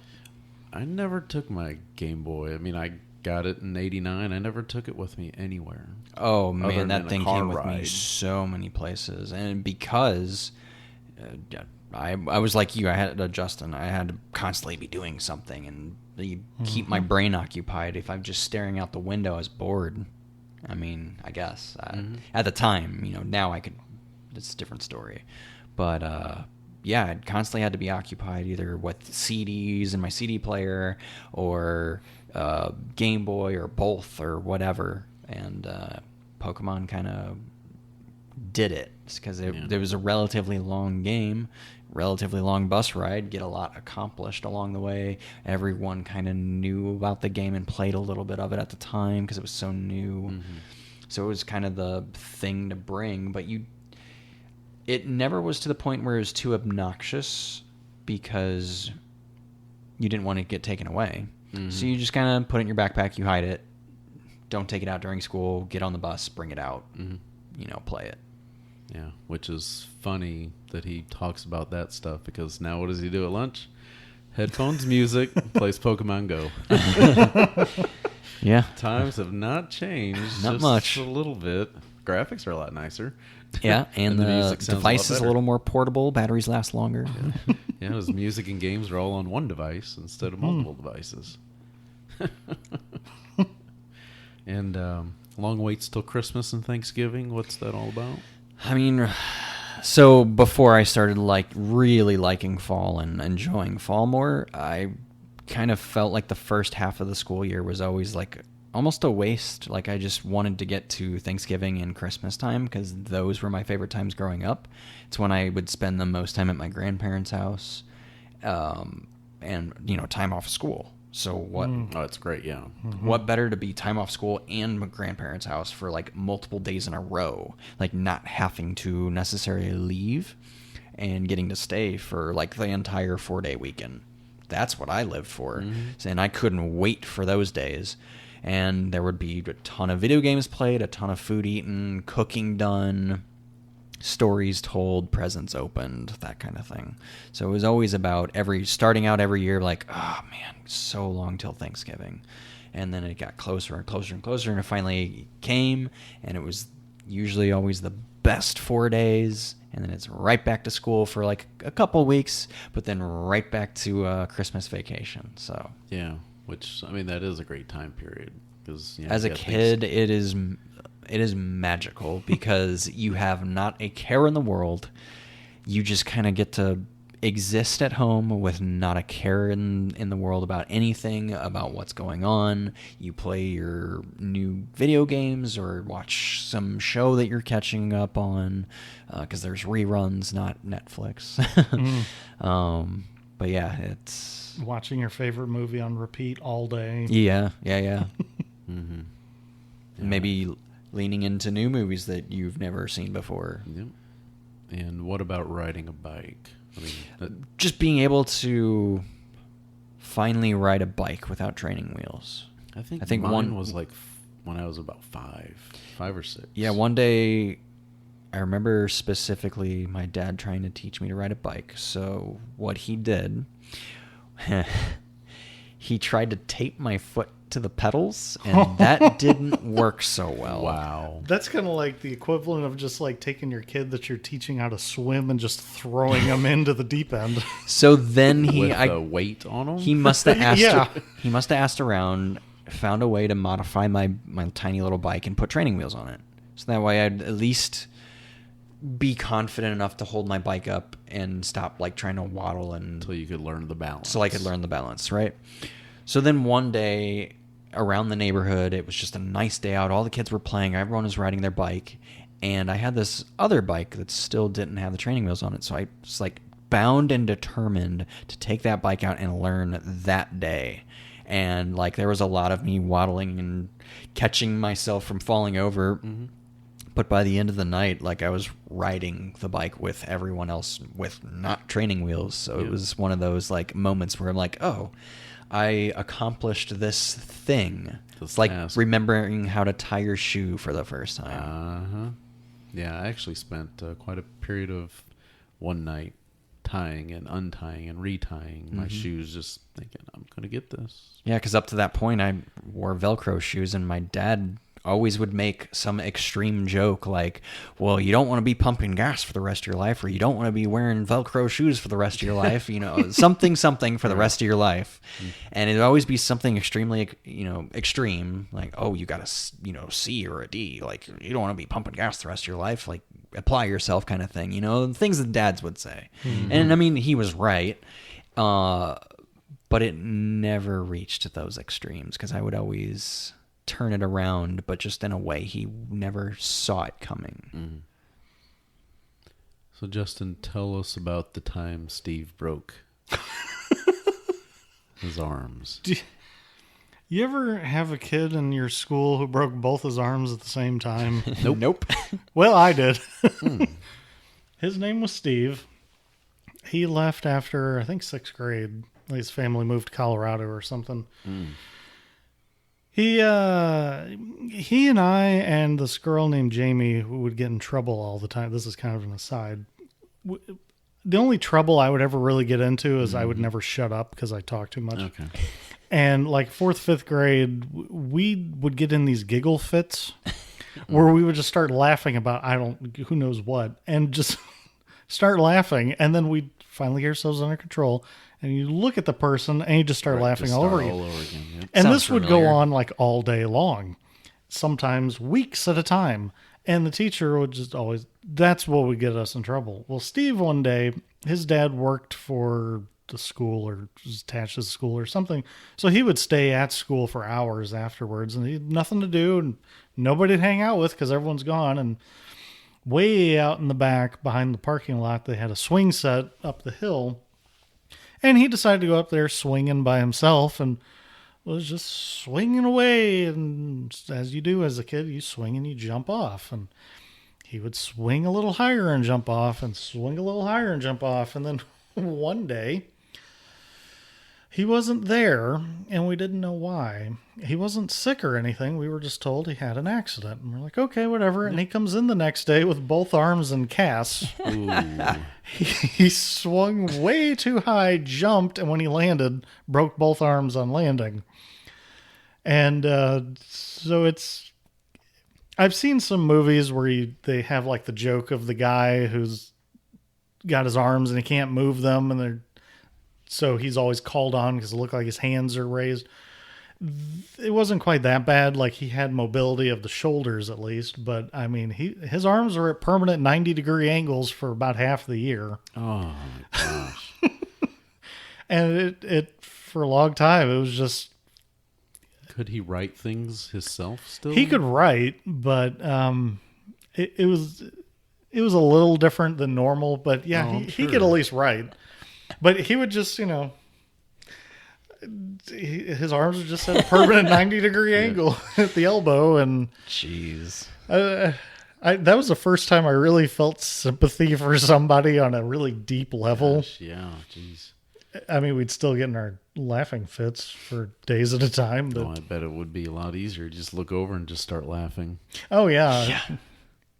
Yeah. So in line with the playground, that actually brought to mind two types of substrate that they would use on these playgrounds. One was the little tiny brown rocks that would get in your fucking shoe, and they'd stab you in your feet, and then you'd take your shoe off, dump it out, rinse, repeat a couple of times throughout the day. Yep. The other one was the shredded tires.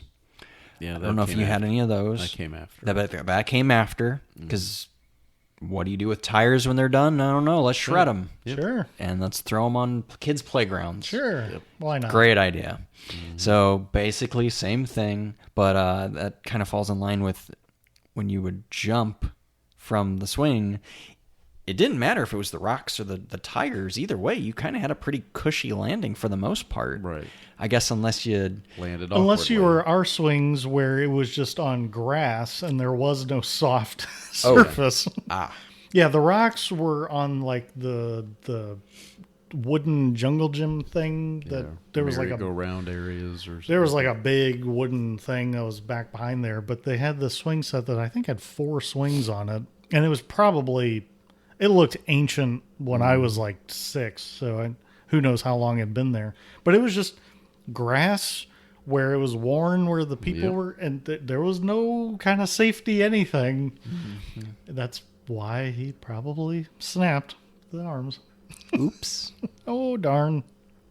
Yeah, that I remember jumping off swing sets like that, and Yeah. it's like all of our playground equipment was very hard metal. Oh yeah, this was a very metal. It was painted, but all the paint was chipping off. They didn't So bother like, painting Metal ours. I have no idea how old it was. Chains. Yeah, it was chained. Yeah. Big, thick plastic or rubber seat. Rubber seat, yeah. Rubber I mean, seat. if you let that thing come back and hit you in the head, Oh, it'd it knock hurt. a tooth out. yeah. Yeah. Yeah. Yep. So we had similar experiences with Mm-hmm. all that. Yep. All right. Well, I think we're going to do something a little bit different on this time. I think we're going to end this particular portion at the end of our elementary years. And then we're going to come back and look for a part 2 with our middle school years, and then probably a part 3 with high school years. I like that because, That's I mean, interesting. well, number one, like back to school is kind of a period of time rather than just one day. Right. I mean, it's a before, it's a as it's happening, and it's more of a accepting that you're going back to school, right? Yep. So obviously, when the first one airs, kids won't quite be in back school, but maybe when the second one airs, They'll be back for in the school most by of then, them, yeah. all be back in school and whatnot. Yeah. So not sure when the other 2 episodes will release, but they will be there because just hearing some of these stories has been very enlightening. yeah, And it's triggered other things that I hadn't thought of before when like filling out notes and stuff. yeah. Yeah. Oh, and I'm sure I can speak for all of us in saying that I'm sure our memories are a little clearer the farther we go. Yes. Yeah. Because Yep. a lot of this elementary stuff's pretty fuzzy. It is. And, yeah. But, it's weird because I feel I have more memories of my younger childhood than I do of like high school. Oh, not me. Mine's the opposite. in more school related stuff, most of my like childhood stuff gets kind of fuzzy, other than like going to Disney or going back to school and getting to go to grandparents' house, throughout the week. That stuff's pretty fresh, but yeah. It's like- actual school being there is more of like almost blocking it out of your mind. Yeah. That and some of it, like the old farther you go back, it's almost more like snapshots. Yeah. Rather Yes. than like long memories. Exactly. Yeah. It's like I have, just like, little brief images. things. And then I can kind of remember based off those images. But boy, some of those high school things, oh boy. Yeah. Some stories are going to be coming on those episodes. Oh yeah. Oh, yeah. I've got to throw this one last thing, and this popped into my head as we were talking with a lot of this stuff. In elementary school, did you guys get excited whenever you would walk into class, or the teacher would bring in the TV and the VCR? or Oh, something yeah. Like that? Oh, yeah. On the cart. Yep. Oh, yeah. Well, yeah, before TVs were smaller, thinner rather. Yeah, so, obviously we get to watch some movies and stuff like that. But I remember there were times in kindergarten or first grade that they would take, it was probably kindergarten, so they would take Miss Young's class and Miss Stovall's class. It was 2 kindergarten classes. So again, both AM. Take us all out into like this middle area of, where like first grade and all this stuff. It was a big open area where the classrooms were kind of like circled around it. Oh, okay. And plug in a TV, and we'd all just sit around and watch The Letter People. Huh. If you have not ever seen The Letter People, this is like the one from the like 1970s and stuff like that. And even before, it was a very long running thing. So these people are shaped like the alphabet. And like the letter T, he was named T because of his tall teeth. YouTube some of this stuff. Because you can't make it up. You Right. cannot make this stuff up. And just, I mean, it was stuff that I used to watch at home as well, just like Mr. Rogers and Sesame Street. And wow, you look back on it now and you go, holy shit. They actually put this stuff on TV. That's also like at the tail end of those educational films, like because I guess those went from like 40s through the 70s, and some of those I love watching those. They are hysterical. Like Driver's Ed or Sex Ed. Oh, kind oh of stuff yeah. Like that. Yeah. Oh, I like one of my favorites. In fact, it was probably one of the first ones I saw back when I was in college. I took a course on the 1950s, and we had to watch a number of these. And that's the first time I really got to see them because, I mean, that's before my time. Right. And there was one on these two girls, and one was very disorganized, and everything was a mess in her room, and the other one was very clean and tidy, and she's going places in life. She's gonna make something of herself. And then the first one, who's a mess, she's gonna end up a drug-addled whore, and she's gonna throw her life away. And it's like so extreme, the situations. Yeah. I mean, you can't make this stuff. No, you can't. No. They're so great. Or the ones that would come out during the like Bay of Pigs and all that stuff in the early 60s. Like your Duck and Run, Right. or Duck and Cover. Yep. The Duck and Cover song. Climb under your desk and duck and cover. And they have that horrible song. I think it was a turtle. And it was Duck and Cover. And the turtle would like go in a shell. And oh yeah, that's one of the best ones. Oh my gosh, yeah. Oh my god. Yeah, but we're going to cut this episode off here because, one, we could go on probably. This could be a 6-hour single episode. Yeah, it's already starting to get a Easily. little on the late side. Yeah. For some of us. Yeah, people are like, yes. I was thinking as we were going through this, I'm like, we need to break this up. This needs to be a multiple parter. Definitely. Just because of listenability. Because, you can't just listen to the same thing for so many hours in a row. Yeah, well, that and it's so story driven, and they're very personable, and it's not quite something we do research for. It's something direct experience that we've had throughout our lives, and being as that, I mean, actually going into this, I wasn't sure how long we were kind of gonna go with this. Again, we always say that at the beginning. I know. And then here we are. We're like, nope, this one's got to be a 2 or 3 parter. Yeah, a couple hours in, and it's like, yeah, we could really go another. I mean, it's when you think about it, we've really only covered elementary school, and as we just discussed, that's not the most sharpest memories. Those are the ones that are just images ones. Those aren't the ones that have stories tied to them. Yeah. It's like, hey, yeah, girl wet herself in class. Stuff like End that. of story. Yeah, end of story, because maybe you had a kid that did that too. But yeah, we got some other ones coming up that are going to be some doozies in middle school and especially in high school. So, yeah, make sure to subscribe on Apple Podcasts or wherever podcasts can be found, and check us out on Instagram. I don't even know why I should even bother mentioning Twitter, because I don't post stuff on Twitter.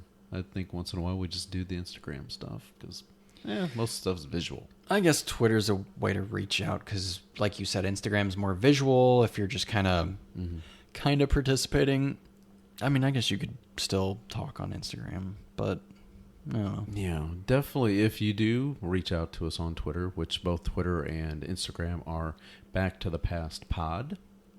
So just reach out to us both on those, and share with us some of your elementary school stories, or if you had back to school fears or just specific memories and stuff like that. And you can also drop us an email, contact@backtothepastpod.com or backtothepastpodcast.com. Try one or both. It'll One or go both. somewhere. Copy and paste is your There friend. you go. Yeah. Yeah, send it to both. Carbon copy, and let us know. And then also join us in the Facebook group. Because there's a Facebook page, and then there's a group that's tied to it. Just search Back to the Past Podcast, and you'll see both the page and the group. And you can link from the page to the group as well, because that's all there. That's where I drop my weirdness. Yeah, we I do love some of the stuff you put on there. It's like, I do ooh, find some strange stuff. You do. You definitely do. And I love it. It's great. He says that may open the floodgates. Hey, load it up with stuff, people, because there's stuff that I've been wanting to get on there and all that. So, yeah. So, again, not sure when part 2 and part 3 will be, but I would imagine probably won't be too far off in the distance. But, not every episode is going to be like these personal stories and stuff like that. Just, go back and check some of the prior episodes, the Ghostbusters, the Transformers, and we've got so many more things coming because there's so much stuff to cover out there. Yeah. So that's pretty much it for me, guys. Yep. And until next time, we will talk to you then when we get back from the past. You're still here? It's over. Go home.